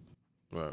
It is something that you probably have to experience as a black man to understand that it's like, oh no, when you get in that box, you want the opportunity out of the box. Right. And so from his perspective, race probably doesn't matter as much right now because he's like, well, my message ain't about race. My message is really more about equality. Mm-hmm. It's more about and he talked about it, it's more about the financial inaccuracies and inadequacies that are going on with the black community. Because here's the thing. He talked about race, but he also specifically referenced the inequality in terms of financing available to blacks to start their own business and brought up the wealth inequality and how it affects blacks. I hate to be the one to break it to black people that may not be in the know. You know the #1 thing that affects our blackness here in America? Finance. Yeah. So he is actually discussing the biggest race issue outside of the racism itself. Exactly. And I think so you're asking him to address number one instead of number two. When we've been addressing number one for I don't know how long, and motherfuckers keep telling us to let it go, and then we don't get the support that we need from our own community when we do address it. Mike, when I make posts about racism on my social media, everybody who claims they love me fucking disappears. Everybody's scared, including in our own community. Yeah. So what we're not about to do is pull up on Ice Cube. From his perspective, from what his agenda is, race doesn't matter in his agenda because his agenda is to get you to understand the financial inequality. Exactly. We can talk about our blackness once we start addressing the financial inequality because he's already been on the other side. I don't know if you've heard an Ice Cube record or 50, Mike, about addressing these black and white issues. He's the one that's not scared. Maybe it's so crazy. Maybe you should listen to Straight Outta Compton or America's Most Wanted or Death Certificate. It's like he's been addressing those issues on that level. He's literally he makes the most fearless music we've ever seen. He literally, Mike, he literally has addressed the black and white issue even more than Tupac has, specifically. Yep. Like just so we're clear about what his social commentary and ethos was as a rapper. So it's like when people are pulling up saying it's like, well, Ice Cube doesn't care about race. It's like, well, probably not the way that he did when he made America's Most Wanted. I think, or Death Certificate. Well, this or is fucking Straight Outta Compton, because them is albums about him being the nigga that you love to hate. But see, this is the thing, though, Coop, and I think that... Now, where'd he get that from? I think his frustration from that is the fact that when you start talking about race, some people could use that and pull it and make it a distraction and make it about something else and do nothing about it. I want to finish because I don't want people to take me out of context. Go ahead, you know what I mean? Because people will take a comment like that and just run. But no, I think where he's coming from with it is very clear that he understands the racial disparities or he would have never came up with the contract with Black America in the first place. I think what he's saying is like, listen, we're not going to get caught up in that because some people will like to talk about that and then do nothing about it. Okay, there's racism. What are we going to do about it? This is what we're going to do about it. Let's focus on what we're going to do about it as opposed to just talking about racism is a problem. Racism is a problem. Clearly it is, right? Or he wouldn't have spent his time where he could be doing anything in the world putting together a contract for Black America in the first place. So I think that whatever people are trying to pull and run with is null and void because obviously the actions speak to the latter. You know what I mean? He's documented on wax talking about these issues. Exactly. It's like, so you want to take one excerpt from an interview where an interviewer could have been trying to catch him up and, you know, change the subject. Well, you know? also, too, let's understand, interviews get edited. And there was a point in the interview where Tucker literally told Ice Cube, he said, we've been sitting here talking all day. Exactly. And so, the edits on the interview were bad too, by the way. Now I will give people that. If people had a problem with the edits on the interview, I said the interview was good, not the production. Yeah. Leroy Green with the super chat says, you guys don't know what Tucker Carlson's audience have been saying about Oprah, who has never covered hip hop her whole career. Not just Cube. Look here. So when Cube threw her under the bus, it was a dog whistle to them. Dog whistle in what way? Look here, listen, Oprah ain't got it like that over here the way y'all be talking because she don't be over here like that. It's like endorsing Obama don't get you some sort of lifetime pass in the black community. It's like, no. I'm going to tell you like it says down in the King Center from Coretta Scott King. You have to fight for freedom in every generation. So stop kicking that Oprah shit to me. Like, please. Well, this is what I would ask. And the fact that Leroy said what he said. What Oprah be pulling What is Oprah's problem with hip-hop? What Oprah be pulling up on? Hip-hop is the youth. You know what I'm saying? Like, if you really want to reach the youth and get to the youth, what's your problem with hip-hop? Louis Farrakhan doesn't have a problem with hip-hop. You know what I mean? Like, even Reverend Al Sharpton doesn't have a problem with hip-hop. What's Oprah's real problem with hip-hop? Have we ever really, delved into that? What's the problem?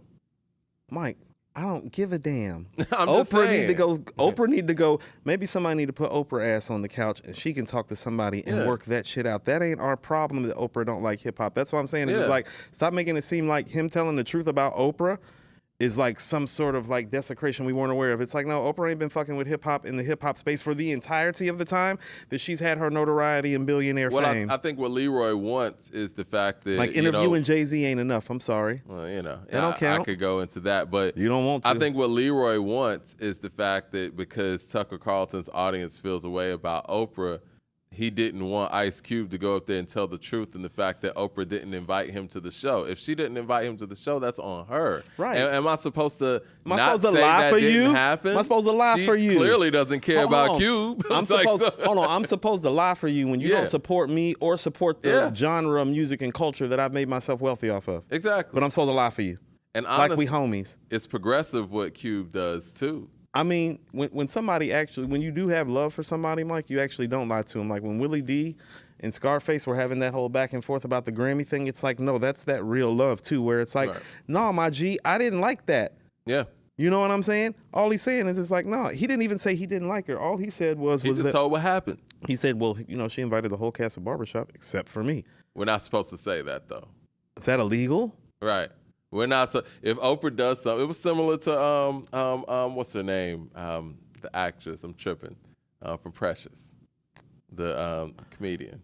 I know who you're talking about, but yeah, y'all tell me in the chat, man. It was brain freeze. But anyway, when she was telling people that Oprah invited her out to fly her out to kind of, you know, shut her up, pretty much, for lack of a better term, people got mad at her, like you're not supposed to tell that. Like that's what happened. That's your experience.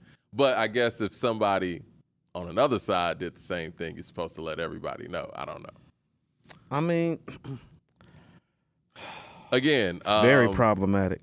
I don't understand what the issue is. I think that Cube kind of, and I like to bring up Kanye in this sense too, because I think that even though they're totally different individuals, they have a whole straightforward, I don't give a fuck attitude. And you never have to guess what they're thinking. They're non-politically correct. I'll put it that way. And to quote Ye, they're not the same, but okay. They're not the same. Okay. But they tell you where they're coming from, and they're fearless in that way. They're honest, yes. Their honesty is very comparable. And like Kanye said, man, what would Tupac do? If Tupac was around in these times, he would say, see Dolores Tucker, you's a motherfucker. Exactly. Instead of trying to help a nigga, you destroy a brother. Yeah. Worse than the others, Bill Clinton, Mr. Bob Dole. You're too old to understand the way the game goes. Mm-hmm. You're lame, so I gotta hit you with the hot tracks. Tupac was coming to Democrats. But see, back then, I guess everybody was tough enough to take it. But now, I guess we're not supposed to do that. Max with the Ice super Cube chat. addressed some of this on Hand of the Dead Body on the Diary. Mm-hmm. Max with the super chat says Cube better than Biggie. Oh, yeah. Jadarian with the super chat says centering celebrity is the issue. Carlson isn't LeBron James and Cube isn't King. They don't have to be, though. Don't have to be. You know what I mean? Like, it could be just two men having a conversation. I mean, Cube doesn't have to have... Listen. And I say this a lot, too. Go ahead.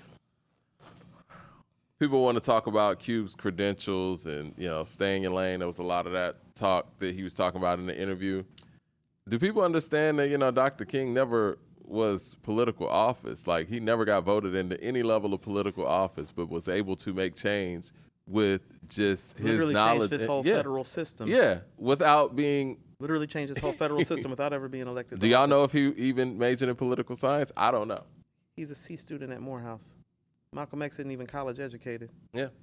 Yeah. You change the world with your voice, you know, all that credential shit. You change the world with your intentions. Mm-hmm. That's what I'm saying. Is like when you kick in this Oprah shit, it's like that's the best that we doing as a people. I don't like how he talked about Oprah. Nigga, please. He told the truth. Like told he said, the truth about Oprah. He didn't say anything bad about it. He just told what his experience was. I wish a motherfucker would say something. It's like, no, he told the truth. And then when Tucker Carlson even kind of delved in deeper and was like, well, why would she do something like that? He's like, I don't know.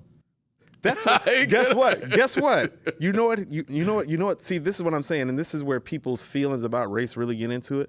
You know what Tucker Carlson did when that happened? That's called asking a follow-up question when you're a journalist. Yeah. But people look at it because of his base. It's like, oh, he's trying to get more dirt on Oprah. It's like, no, he's a journalist. That was a great question with a great answer. You usually try to ask a follow-up question. Yeah. It's like, oh, and Cube didn't throw her under the bus. He could have went further. And he could have been like, well, you know, because here's the thing about it. She's mentioned him before on her original talk show and threw some shade. Yeah, that's happened. So she's had this issue for a while. And it's like, I know he probably remember that. It's like, no, he could have sat down and been like, well, if you really want to tell the truth. Yeah, I'm sure they have a whole Rolodex. Right. Cube memory long. You can tell. It's like, oh, no, this ain't the first time Oprah done kind of with the stiff arm. So it's like, He addressing it. He addressed it in a way that I feel was very like affable, because he's like, well, you know, I did this movie called Barbershop, and you know, the cast was invited to Common the show. included. Right. What makes him different? Because Common's hip hop. If we want to use that hip hop excuse, the whole Barbershop cast comes from hip hop. But what's Common? But what's Common's rhetoric on record, and what's Cube's rhetoric on record? That's what I'm saying. Like, what people really need to understand. I thought they were both revolutionaries. Better stop that shit.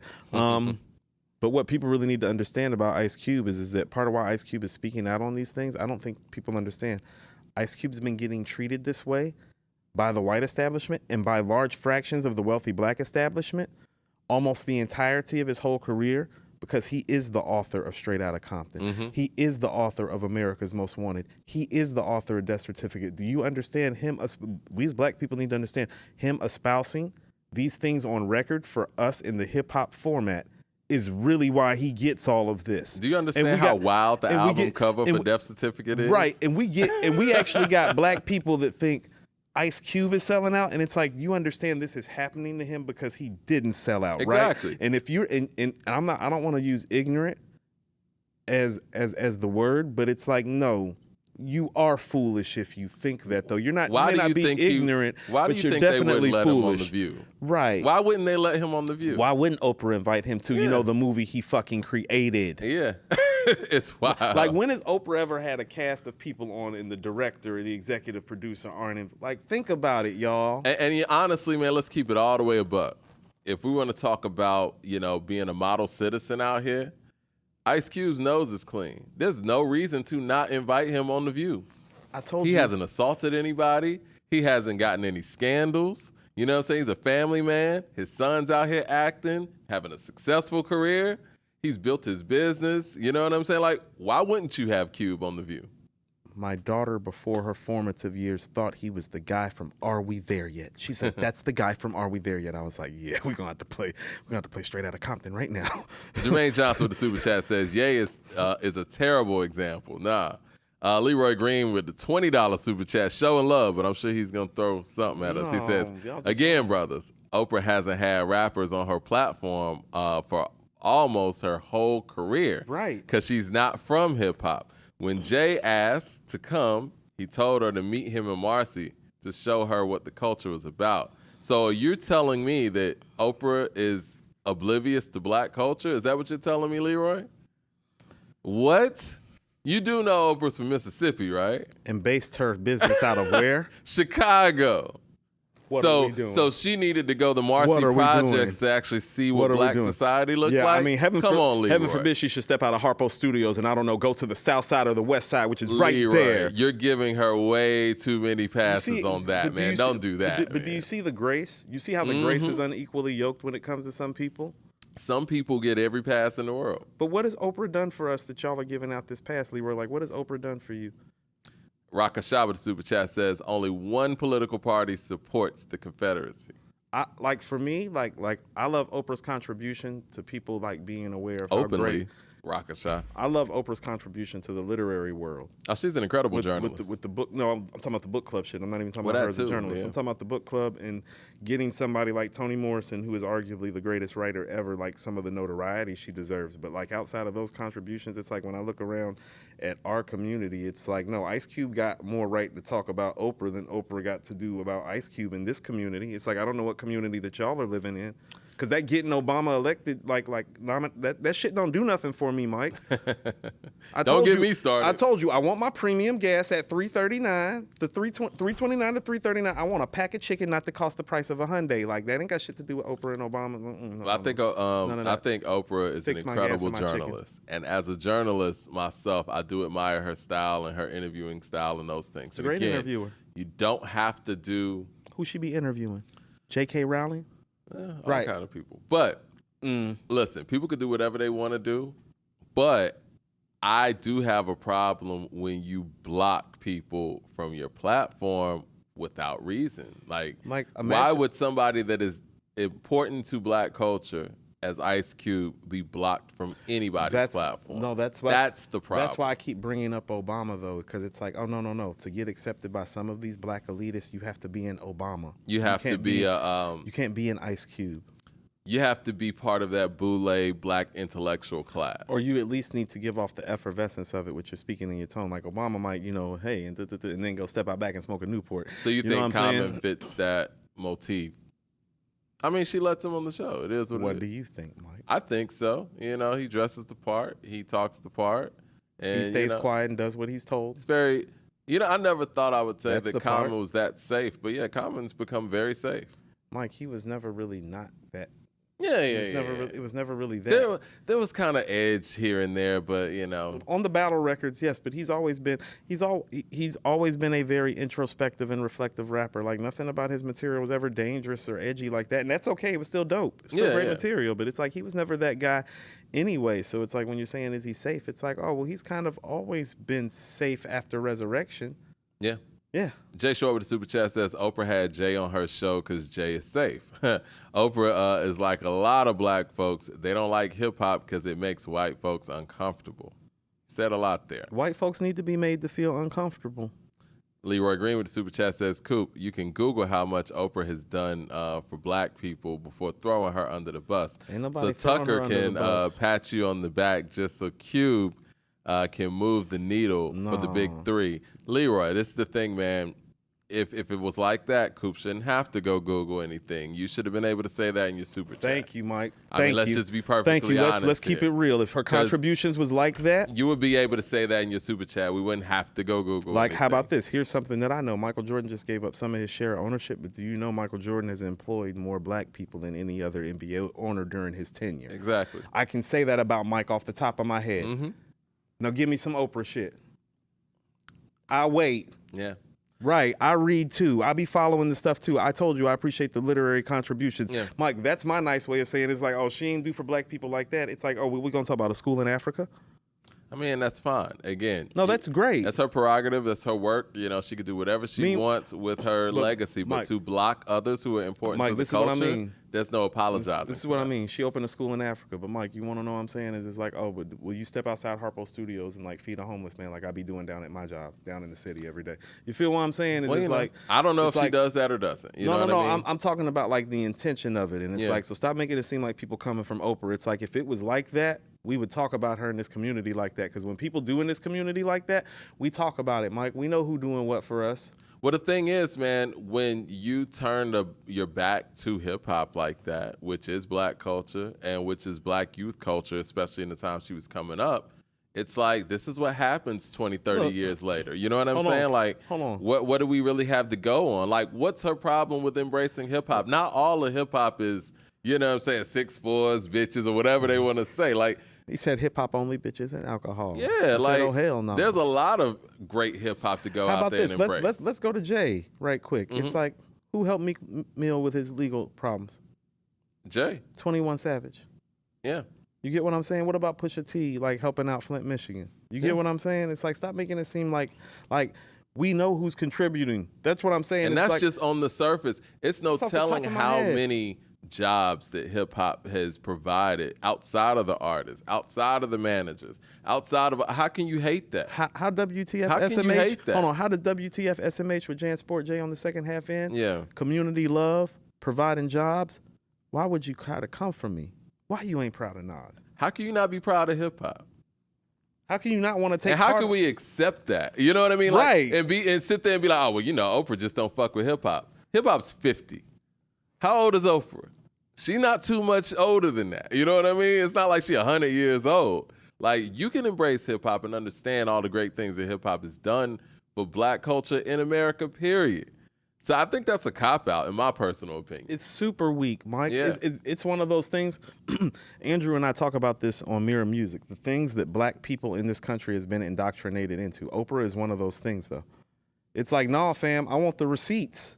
Because it's like, I come from a place and come from a hip-hop culture where it's like, oh, no, Ice Cube is forever more relevant than Oprah to me. And nothing about that in my 40s is about to change because for the entirety of the time previous, when Oprah, what, where, in what sphere? Who Oprah put on? I got Mike Epps over here for Cube. Hold on. No. I believe the person. Cube done put on a whole bunch of folks. Hold on. I believe the person she put on is Gail. And what Gail do to Snoop? You see what I'm saying about how. And Kobe. Rest in peace to Kobe. I believe we call, Mike, the legal terminology, that'd be called fruit from a poisonous tree.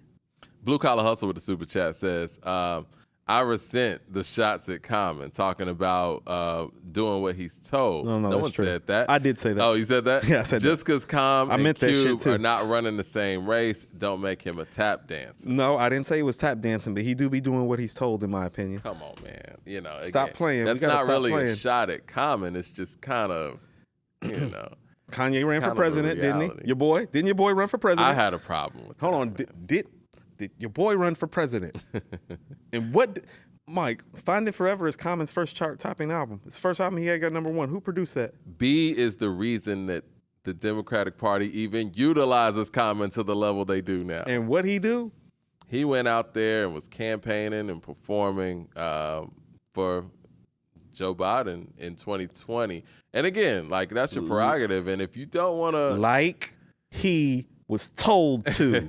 Stop trying to kick that shit to me. That's what I'm saying. Like, Mike, I want to believe what my eyes see. I want to make this clear. What my eyes see is what I believe. Because I know what people are going to say in the chat. They're going to be like, well, Mike wanted Kanye to be president. I'm not saying that.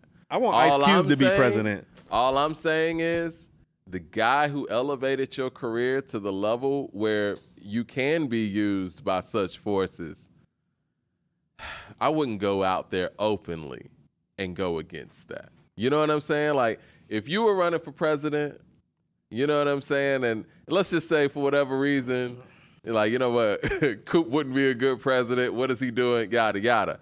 I would never openly go out there and support another candidate. Now, if Common wanted to go in the ballot booth and Mark Biden over Kanye, fine. Do whatever you want. But publicly to do that, I don't like it. I don't like it. Now, Mike, when I'm saying he's doing as he's told, now we can take it to the streets and frame that another kind of way. You feel what I'm saying? Because in the streets, that would be looked at. Mm-hmm. And the verbiage used would be totally different. And the verbiage being used wouldn't be as kind as, well, he's just doing what he's told. Right. So understand, even when I'm saying that, I'm being kind. That's code, man. Yeah. Jay Short with the super chat says Oprah defended Don Imus when he disrespected those black girl ball players. I remember that. Well, Michael Williams with the super chat says Michael Jordan gives back and you don't know it like LeBron does, but it's seldom they show it. 10 points. Andre Miller with the super chat says Jay raised $20 million for poor local kids on the same day of the Book of Hov event, and y'all didn't mention it. Y'all made fun of him. Still love y'all though. I didn't know that. First of all, we didn't make fun of him. We didn't make fun of him. And second of all, we weren't aware. I wasn't aware of that. But we did I literally just referenced Jay and some of the contributions that he's made to helping other people within this sphere and culture. Because we know that he's done those things. Just like I know Michael Jordan has employed tons of black people more so than all these other white NBA owners. No, I know these things, so I can speak to these things and say, no, that person is helping contribute to the progression of this community in some sort of way. And let me be clear, Jay and them ain't got to do this. You know what I mean? That's what I'm saying. This is like Prince when he paying Lauryn Hill's like taxes and stuff. You ain't got to do that. You ain't got to do that. Honestly, a lot of this stuff that happens in the community and, when people like Jay have to step up and raise money for kids in the community, those are things that elected officials should be doing.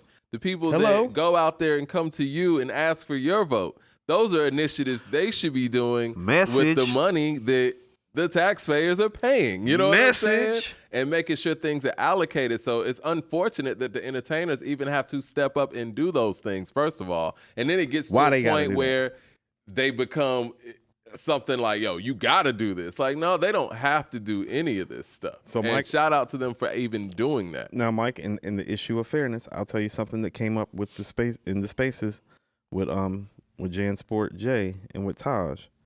It was Eminem's numbers. Mm-hmm. And Eminem does his best numbers in Detroit, Mike. And it's not because Detroit necessarily gets down with M on the musical level.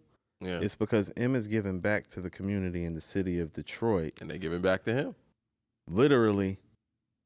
That's what almost more than any other rapper, black or white, gives back to their city. Yeah. And they respond in turn by running it up. M loves Detroit. M loves Michigan. But you get what I'm saying? So it's like, no, but I hear that. That's literally probably the fourth time in the past 8 months that I've had Taj tell me something about Eminem's contributions to his home community.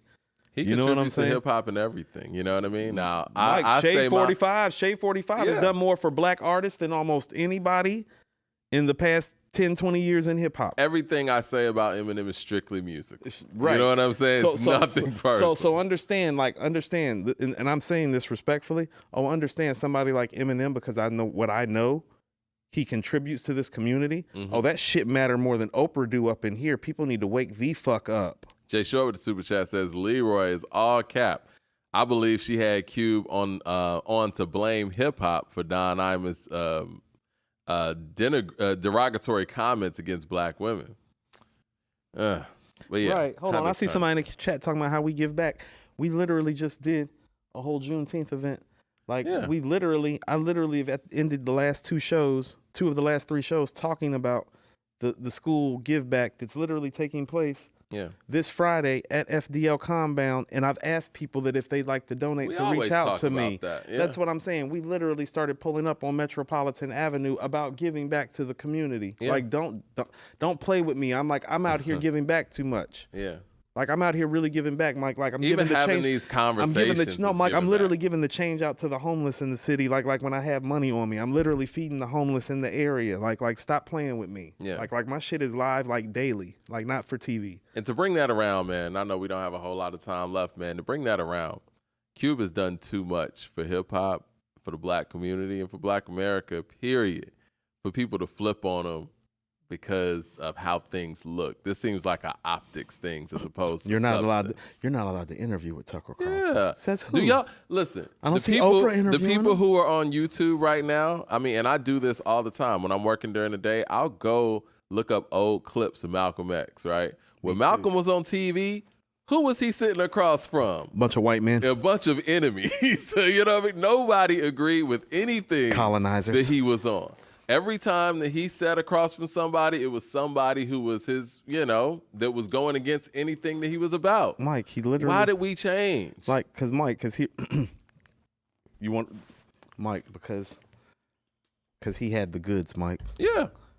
And that be the problem with these guys and what they don't understand about what Ice Cube is doing. Why Ice Cube can do this? Because Ice Cube got the goods. Mm-hmm. And everything standing on the truth. And here's the thing: everything has changed so much for us and for real, the moral value of the black community, you know what I'm saying? And this is why Ice Cube kind of stresses some of these things. It's like the moral value is so low because all we're worried about is each other's personal finances instead of the overall financial equality. Mm-hmm. And he sees that from somebody that's escaped that part of his life. He's actually doing something and about he's it. Actually trying to actually do something about it. And gets criticized. And the fact that people can't see that in this community is a little debilitating, to be quite frank with you.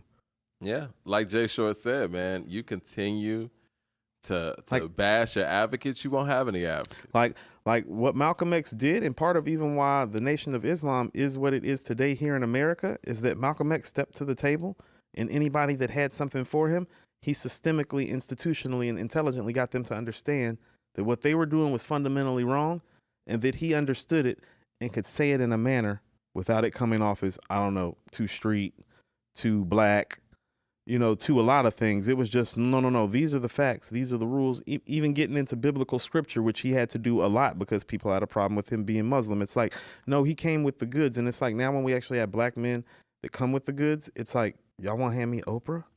And say you shouldn't have done that to Oprah? It's like, no, y'all shouldn't be doing this to Ice Cube. Exactly. Jay Short with the super chat says, so y'all want some grown men you don't know to give back to you, your community, but attack Cube for demanding officials that you elected to give you something.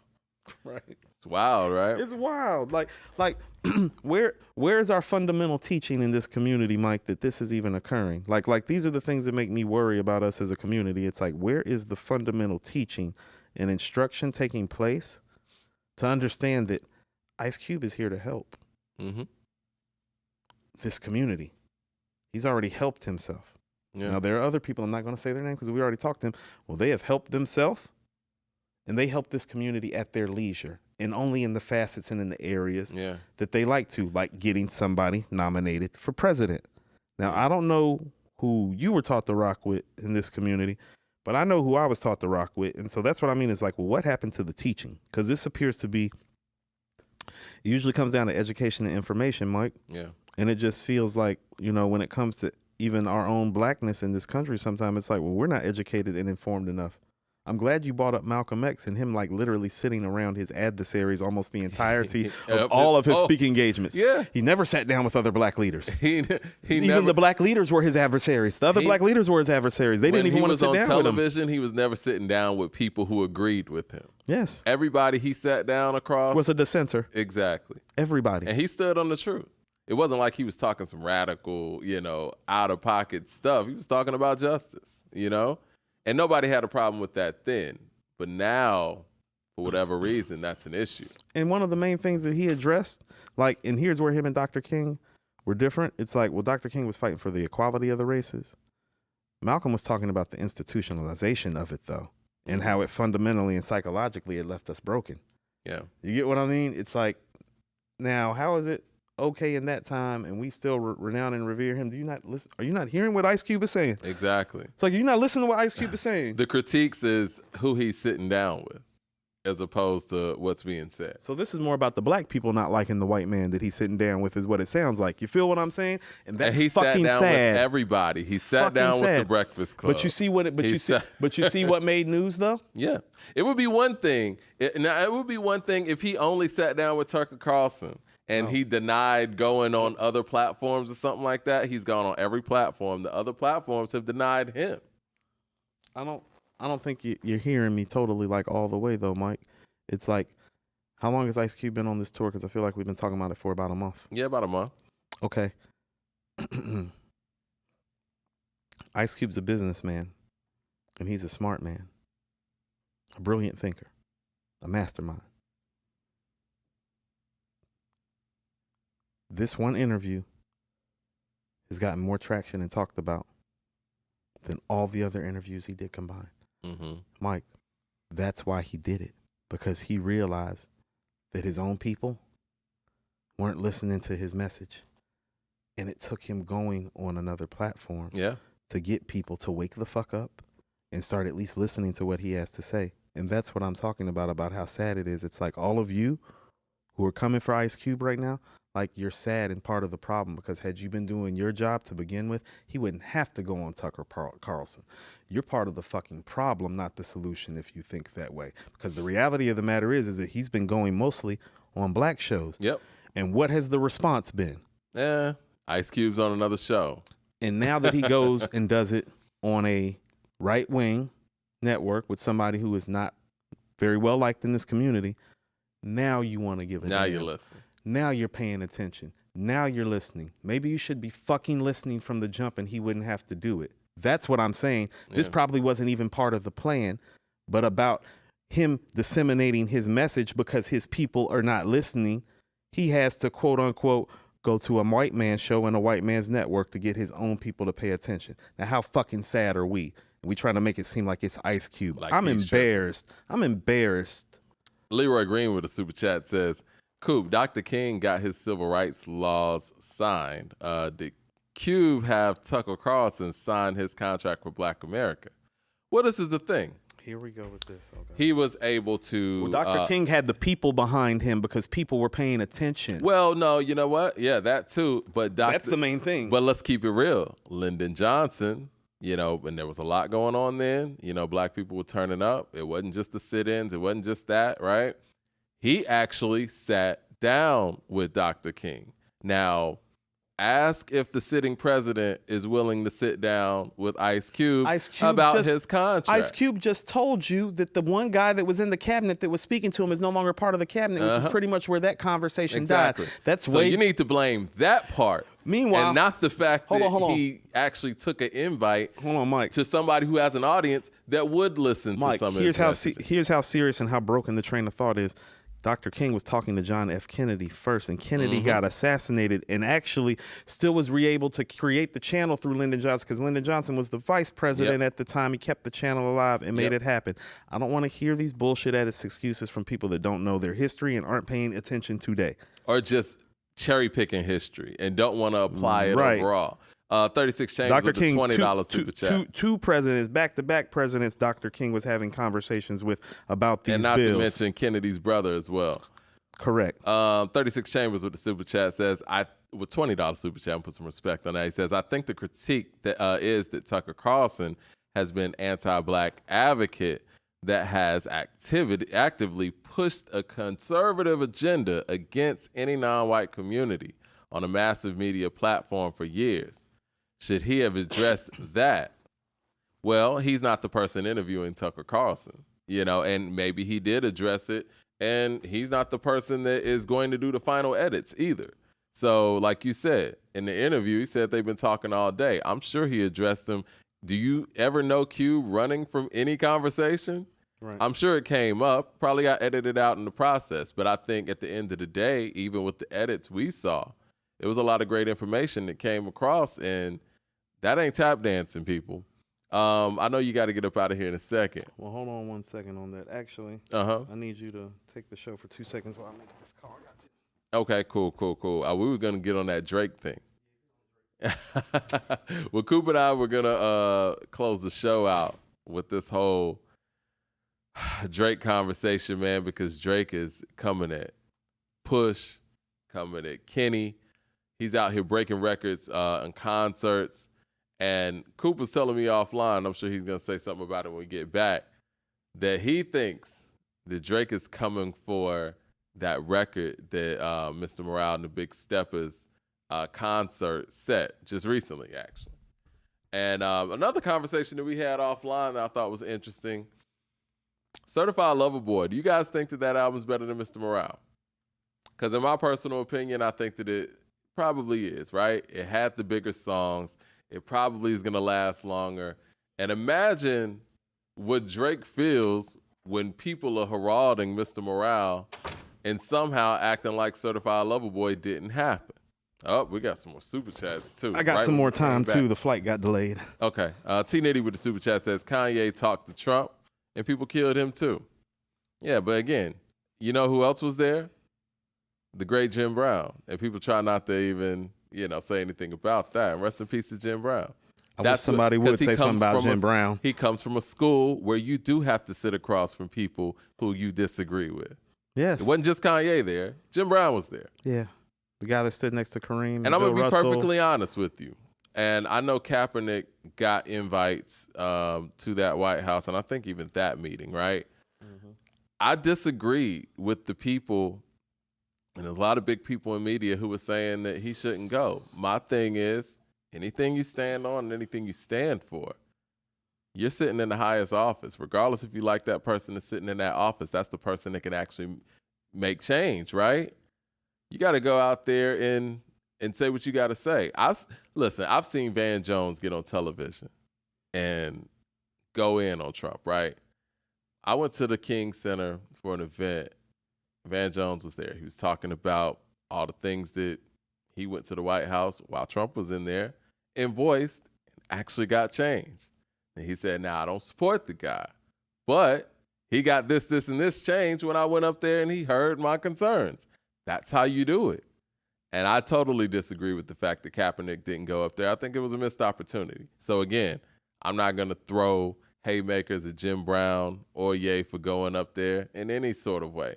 If you want to get some change, and you know what? He was on there talking about free Larry Hoover, was he not? Hold on. You see how some of us want us to be lock in step with each other at all times? But then we'll just give Oprah a pass. Be like, oh, well, she never really fuck with us like that. It's like, hold on, you don't get to have it bad. You don't get to have it both ways. Right. No, we got to stop this hypocrisy. We got to stop this foolish behavior. Darius Campbell with the super chat says, appreciate you sticking up for Cube. He has never sold us out. Never. Yeah. And people are acting like he had. Like of rappers who haven't sold us out. One of the last ones left. Like I got a list. Guess who's on it? It ain't the motherfuckers you think. Like way more guys have sold out and sold pieces of their soul than this guy. This was actually the guy that put everybody else up on game. It's funny to me when people bring up the big three like this is some money grab for him. You know, the big three is pretty much him employing guys who can't go out there and compete anymore, right? Y'all don't think that's admirable too? Mike, like, shit. This is the guy that built his empire because he felt like he was financially being taken advantage of by a white man and his friend. Mm-hmm. And then went and did it in film, too. Put on countless amounts of people in film. We don't even know who Chris Tucker really is if it's not. He's no, still real. He gonna be in Atlanta doing radio with Ryan Cameron, Mike. if not for Ice Cube, that's real. That's real. Mike Epps. Yeah. Hello. Yeah. Yeah. Mac 10, Dub C. Mm-hmm. Yeah. I think giving countless black jobs. Lisa Ray has a job now too. Neil. Hold on. Was Neil Long was on there too? Yeah. Jay Short. Neil Long came from Boys in the Hood. Yeah. With him. So exactly. But what he did? He put her on. Yep. Jay Short with the super chat says that's a historic misrepresentation. Dr. King was demanding tangible benefits for the black community. Civil rights was phase 1. He was transitioning to civil rights. He was silver rights. Workers' rights, workers' compensation. Cube is on phase 2, definitely. Charles Manning with the super chat says, I have a question off topic. Do you think nowadays people actually love artists more than the actual music that they're putting? Yes. Of course. I think it's always kind of been like that. That's the conversation we were really having about brand. Mm-hmm. Yeah. Jay Short with the super chat says, MLK even said, LBJ, if you don't deal with me, you deal with these other folks in the streets. He was playing hardball, not playing catch. Play caddy, excuse me. I think we got another super chat. But yeah, there was another thing I was thinking before that kind of took me off. I guess we're going to go to the Drake subject then.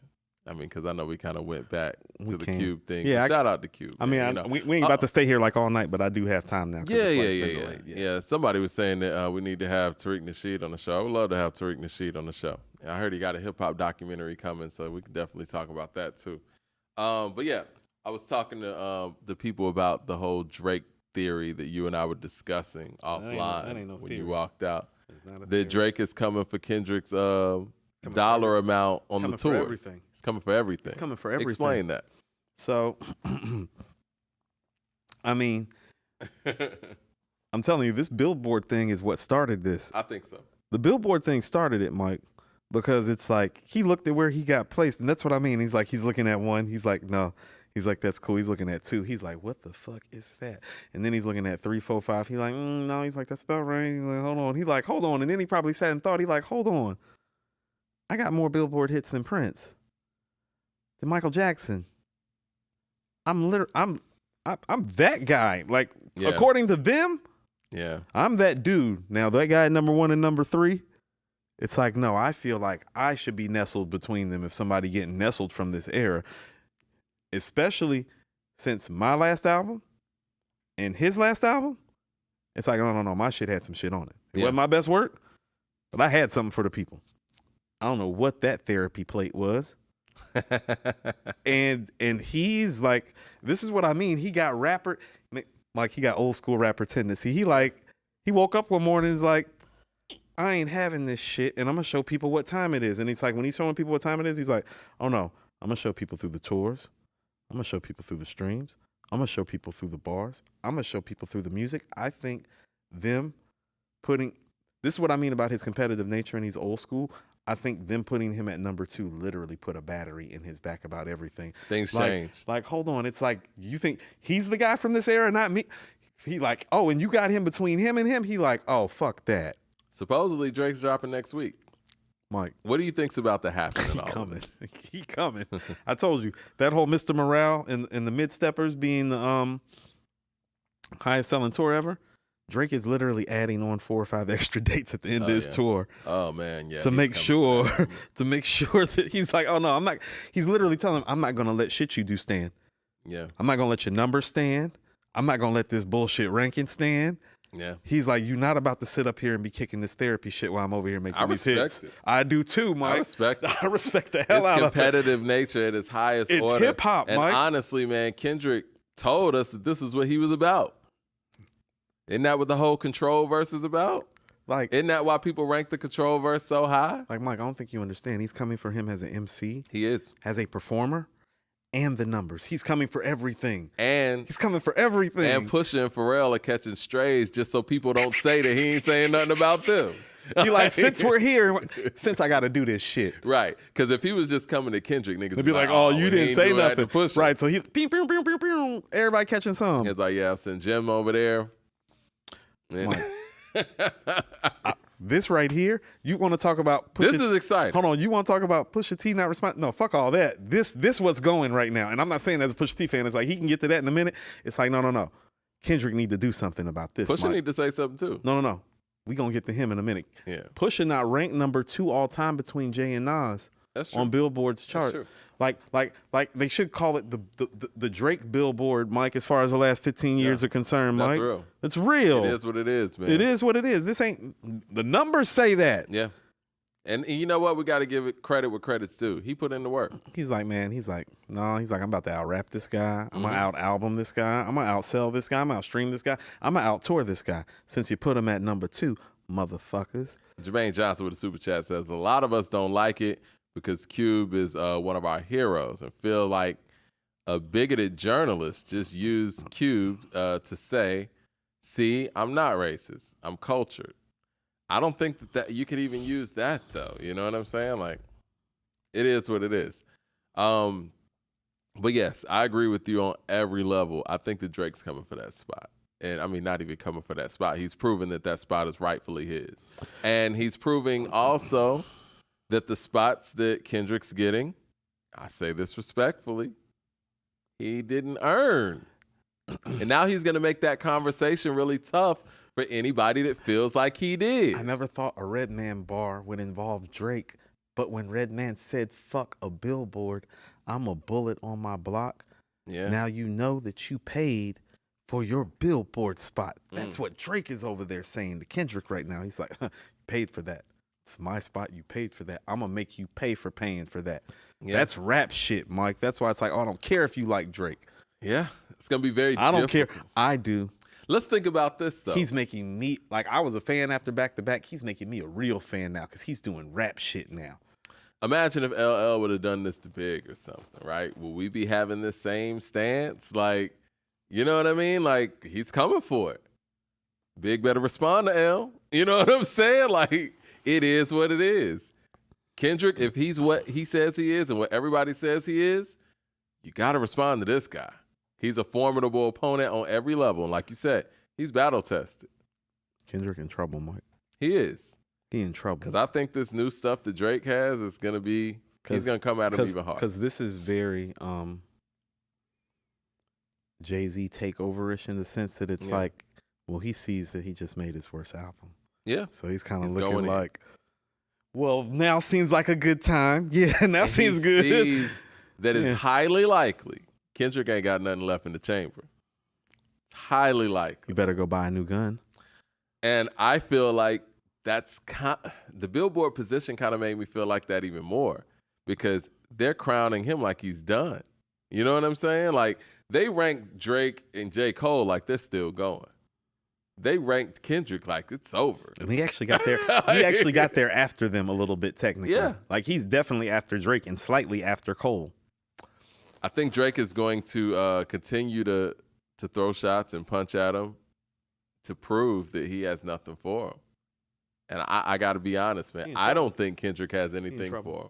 Do you think that Kendrick has anything for Drake at this point? Because I don't. The last time that we heard him spit on a level that we felt like he probably would have something on or over Drake is like Feel and Element.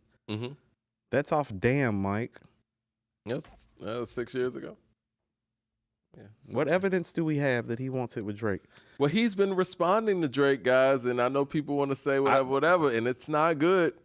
It's not good. Let's say, don't nobody want that circumstantial evidence, Mike. We want some real evidence. Do you want to put that Beyonce verse versus the Meltdown verse? You don't want to do that. Yeah, that's what I mean. It's like we got Meltdown. It's like it just make my face scrunch up just thinking about it. It's like, it's like he just came in like, it's like, oh, no, get him off me. Yeah. It's like he just came in and jumped on him. It was like, like when I heard, like I've been hearing about it, then I heard it. I was like, oh, that's what we doing. I was like, this is about to be great. Nah. He need to do something. Meltdowns, like, because here's the thing. You got to respond to Meltdown. You can't not respond. Because the record's about, like, the record's going to be playing too many places for you not to respond. Stay scheming is hard. When he came at Common, this is harder than that. This is harder than that. This is harder than that. It's like, oh, you just gonna let them do you like that? And it's gonna get played everywhere. You gonna let the singing light skin what? You the rapper from Compton. Leroy Green with the super chat says, just to be clear, I love Cube, and I would never trade him in for Tucker. What Cube did is intelligent and strategic, but the other side don't respect him. Who cares about that? Right. He was speaking to us. I told you. He was speaking once again. Because his verbiage didn't change. If we would be listening to the message in the black space and following him more, he wouldn't step into the white space where it galvanizes all the attention and traction that, quite frankly, we should be galvanizing for him in our own spaces. Like I said, he was doing that in death certificate time. He is on like CNN. He's on local networks that aren't Since Rap our childhood. City, that aren't Yo MTV Raps. Mike, he's been speaking to the other side. During our childhood, we saw as many Ice Cube interviews as we did fucking videos. Yeah. This is not new. Yeah. The fact that people are acting like this is new is absurd. It's wild to me. It's like, you know what we're going to have to do? We need to go post some old Ice Cube videos on According to Hip Hop and show and date the year. Yeah. It's like, this is Ice Cube talking to CNN. MTV News. The tone is the same. Never changed. But Mike, can't say that for everybody, guys. Son, back then he had an afro and a pick. Yeah, can't say that about everybody, all guys. Black. Because a lot of people's tone done changed over the years. Be the lynch mob sitting in the background making all the white journalists scared. Blue Collar Hustle with the super chat says, Drake uses ghostwriters. I don't care how many records he's breaking. I'll take 10 Mr. Morales if I know K-Dot wrote every word over a certified ghost boy. Are we going to do that to Drake for the rest of his life? Like, he doesn't write anything? That's like, a cop-out. It's a cop-out at this point. You know what he wrote, Mike? No. You want to know before people say he that, wrote we Meltdown. need reference track. He wrote Meltdown. How about that? Do you have a reference track for Meltdown? Who wrote Meltdown? If we're going to do that to Drake for the rest of his life, like, come on, man. That's a cop-out. Who wrote Meltdown? Right. Because that's what Kendrick and Pusha T need to be worried about. They need to be worried about that right there. Quentin Miller? No. That ain't what you need to be concerned with right now. That's smoke and mirrors. Quentin Miller was like 10 years ago. Right, man. right. Mike, I know I heard Meltdown last Friday. You're right. CJ Kid with the Yoga super chat Fireflame, says, better put your Street Fighter gear on. Yeah. CJ Kid with the super chat says, Drake is covered in all bases. If you want to go record for record, he can do that. If you're trying to go to the street, Drake has Jay Prince, an issue no one wants. Drake don't need Jay Prince about this. This ain't even about that. That's what I'm saying. Drake got a whole country behind him, man. He does. He does. It's crazy. I mean, we never really seen anything like it. A lot of guys got cities, boroughs, whatever. This man got a whole country behind him. Mm-hmm. That's part of the reason why he sells like he does too, Mike. Exactly. Hold on, Mike. Because he gives back to his community, and it's known. Yeah, he respects the country, and he does it for his country, and they gonna ride for him. Right. I mean, you seen what they did when Pusha T was on stage. Respectfully, it's very problematic. The love that they got. It's very problematic. Yeah. They like, we're not about to let you do a show here. Hey, straight up. It is what it is. No, but that's what I'm saying. It's like, no, Mike, that's that rap shit where it's like, that's almost like having your own borough. Like love you to the point. It's like, yeah, we ain't even gonna let this nigga pull up. CJ Kid with the super chat says, also, Mike, you feel Drake beat Common. I'm assuming you felt Common's response with Stay Scheming freestyle wasn't good, because I felt it was. A question. Nah, Drake kind of got Common on that one. I got to give it to him. It is what it is. Sweet was pretty good. Sweet was cool, but, I mean, I don't know. Was Sweet even direct? Neither one was really direct, per se. But Sweet felt out of place to me. You know what I'm saying? It's like, why is Common coming at Drake? And Common later said it was over Serena or whatever. So he admitted that it was, over a woman. No. I would do that too about Serena. That's fair. You gonna catch these bars? Cooper's gonna give you bars over Serena. Might catch these hands. Yeah. No, you're gonna catch these hands too. Matter of fact, I might say the bars and just start looking for you in the street. Be like, no, where this nigga at? Where he at? You're not gonna mess up my seats at the U.S. Open in Wimbledon. I'm sorry. Hey man, getting box seats? No. Drake has. We can be in Paris during the French Open. We can be in the summertime in Wimbledon and London. U.S. You're not fucking with my shit. Australia fashion capital to start off the year in January. It's a little bit warmer. All the nice little beaches in Adelaide and all that. Fucking up my life. I'm coming to look for you. Common wasn't serious, man. I be serious about them box seats. He not the tennis fan I am. Trying to sit in those seats. Man Max with the super chat. Man Max in the building. Richard. He says, Dot don't want it with Drake. No, because he made his name off of being the foil to Drake, the new age purist, love child, fake ass, West Coast Nas, 3KM ripoff. Woo! So he's an Eminem 3000, fake ass Nas ripoff. Mad Max didn't hold back on that one. Listen, I know we got to get up out of here, man, but yeah. All these years of Mad Max listening to us, he just hadn't learned a damn thing. It's just amazing. Hey, man, I mean, is that what the new generation feels about Kenny? It's not that bad. It's just that the last album was that bad. Do you think Kendrick Lamar stands a chance in a song-for-song matchup with somebody like Drake? When you say somebody like Drake or Drake? Or Drake. There ain't nobody really like Drake. Okay. Drake. He's in a lot of trouble, Mike. Exactly. He in a lot of trouble. Where does he beat him other than the bar for bar thing? That ain't about. See, this is what I keep. Lyricists don't normally make big hits. Like, that's why I be bringing up shit like If I Rule the World and Hate Me Now and like You Owe Me, even though I'm not the biggest fan of those records. It's like, no, all-time great lyricists don't have hits like that. That's why Jay is heralded to that level. Look, see Kendrick Lamar. Yeah. It's like All Right still his biggest song? I don't know. He's in a lot of trouble. I think Loyalty? Humble might be his biggest song numerically. He's in a lot of trouble. Yeah. He's in a lot of trouble. CJ Kid with the super chat Poetic says, Justice. CJ Kid with the super chat says, no, wait, Common responded to Stay Scheming with freestyle over the same beat, and Drake didn't respond. Are you saying that Drake didn't need to respond? I'm saying I never heard that shit. So no. Yeah. I'm sorry. Gotta keep it real. Like, Kendrick can win the song quality match, kinda, but the problem with winning the song quality match is that it's gonna be going up against songs that are so big that it's gonna be hard for like how about this? Let me give you an example. What if Kendrick plays Bitch Don't Kill My Vibe, but Drake plays Miss Me. Yeah. Or plays The Motto. Yeah, The Motto. You know what I'm saying? Tough. Or plays Successful. Look, when me and Ron were doing the verses or whatnot, and Ron played Motto, I'm like, yeah, this is tough to beat. That's what I mean. That's what I mean. Like, what are you gonna do? Like, if he plays like even some, what if he hits like the Dice Pineapples on you? You know what I'm saying? Yeah. What if he hits you with some of the hook work or does the She Will? He could do 20 features, man. That's what I'm saying. He can hit you with the Aston Martin. Like, he's got. AB Studios. With I'm on one, Mike. Yep. He says, Push performed Infrared yesterday, and the crowd said F Drake.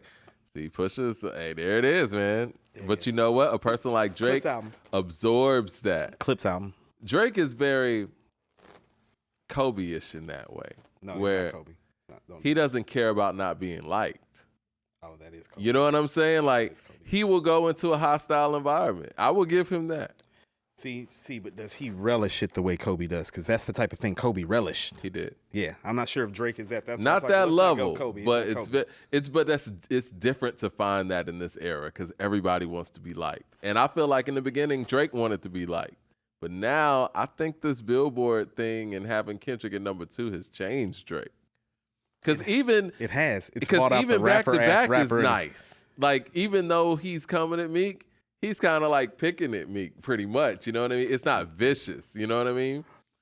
It's vicious, but not in its tone. Mike, the tone is different. When he said you getting bodied by a singer nigga, I was like, oh yeah. I was like, he just taking all the shots that he gonna take. No, Have you ever heard him as vicious as he is tone wise on Meltdown? Oh no, they like like Mike. I'm not worried about Push. That's gonna be interesting. Kendrick is in trouble. I don't think people are hearing me. Like, you understand the words.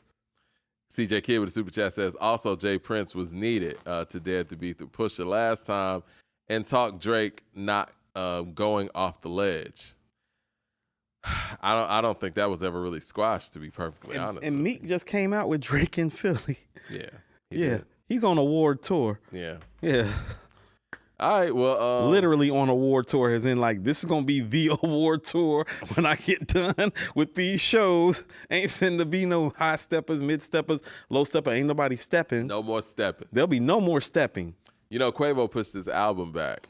And he should if Drake's coming. And when no, he was supposed to come out this Friday, I think, and then he pushed it back to the 18th. 2-week window. Need to be a 2-week window. Somebody in our comment section said something that I thought was hilarious. They said, man, the writer's strike is affecting rappers now. The writer's strike is bad. Yeah, it is. Yeah. No. Like I met one of the writers here. We follow each other on Instagram now, but she was next door to my job doing like a book tour, and I bought like my daughter a book to like support her business, but she was telling me about the strike. She's like, yeah, this shit real, Coop, and she's like literally was here in Atlanta, then went to Houston, then I think Chicago and stuff, like selling her own personal books and like candles and kits and stuff. And she was like, she's like, I used to just be like, in my condo in LA, like, writing scripts and screenplays. Damn, man. Shit real. Well, that's sad. I hate that for the writers and the creatives because, Need to pay the creatives. Mm-hmm. Stop playing these games. Hopefully they work it out. Better run that check. Run that check for the creatives. Well, before we get up out of here, make sure everybody like and subscribe. According to Hip Hop, we had a pretty great conversation here today. You want to lead the people with anything before we get up out of here, Coop? My sister Adriana got her master's degree today. Shout out to my sister Audrey. Congratulations. Yeah. That's great. Yeah, breaking generational curses one step at a time. Check. There it is. Yep. And go listen to Only Built for Cuban Links if you ain't listened to it. It's just so phenomenal, Mike. I don't have like that's the rap album that I've actually listened to the most when I think about it. Really? Yeah, I've listened to that album more than I've listened to every other rap album, because here's another thing too. It's like, this is what I mean about the beats and the rhymes. They've held up so remarkably well. Yeah. This stuff still sounds great. Like there are records from certain albums that are classic where I'm like, well, that's great, but really greater for its time than all-time great. I'll give you a song that always made me feel that way, Mike, and I know you love it. My Melody off Paid in Full. Mm-hmm. I'm like, that sounds like the time. That's the time. I love it. But that's why I like Eric B. as president the most, actually. That's timeless. That sounds like the time, but that's something else. But that's what the Purple Tape is. It's like, it was the something else. There was nothing like that before. No. There wasn't. No. It's like the language that they were speaking, the level of lyricism, the beat making. Like RZA was in an absurd place as a producer. It's like when he gets talked about as an all-time great producer, that is the manifesto. That's the magnum opus. That's the manifesto, Mike. I think every great producer, and we're going to have a producer conversation next week, I'm sure. Every great producer, and maybe we need to have that in the criteria. What's their magnum opus? That's got to be the tiebreaker. Right. Well, everybody's losing to him, including Dr. Dre, because I'm telling you, it's like, you got that production-wise over the Chronic and Doggy Style? Second half, Mike. It's the second half of the album. It's like, well, Dr. Dre has multiple magnum opus. Doggy Style second half gives the Purple Tape a run for its money, but it's gonna. I think the Purple Tape still wins that. Right. Well, and I love Doggy Style. Well, here's what I'll tell you: it's like this. It's like, well, What's My Name is track 10 on Doggy Style, so that's better than Ice Water, and it's hard record to beat. And then what's track 11 after Doggy Style? This Is for the Hustlers. Is that? Mm-hmm. Yeah, Glaciers of Ice. Yeah. You know what I'm saying? And then like Doggy Dog World and Wu Gambino's like line up. It's like, I don't love that for Doggy Dog World or Ice Cream. MJ with the super chat says, does skin complexion matter? Would Drake and Beyonce be viewed differently if they were dark skinned? Who knows? And you know what? I'm glad they mentioned that comment though. Well, I know we said something about colorism with female MCs. Correct. I wanted to bring up the City Girls. They're not light skinned. They're very successful. And they're gorgeous. Yeah, they are. I mean, pretty. Shout out to JT and Young Miami. Look, pretty is what pays first. So you know what I'm saying? Mm-hmm. And I hate having colorism conversations, like really, because it's like, well, we have enough battles to really, really fight. But there are circumstances and situations where it does play a part, and I'm not going to deny that part of it either. But once again, we all just need to be doing a better job of how we monitor each other in those circumstances, myself included. Like, I'm not above it. You know what I mean? And Beyonce's talent is Beyonce's talent. Right, but we're also stuck in a space where it's like, well, why does Beyonce have a quote-unquote more sex appeal to people than a Janelle Monáe? Or, to some people, than Kelly Rowland even, Because I don't know about that, Mike. I mean, I personally, in my opinion, and I think that Kelly Rowland is more attractive than Beyonce 2023 to me, in my opinion. And again, I know, married women, I ain't, whatever, but I'm just saying, just my unbiased eye. What Kanye say on Power? We rolling? Yeah, we rolling. With some light-skinned girls and some what?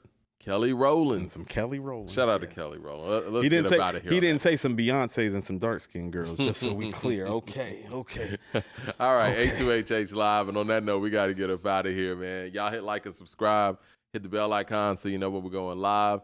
And yeah, man, we're going to see y'all on Monday. Probably see y'all before then, too. Never forget, your team sucks. Go Braves. Turn the hat around for them.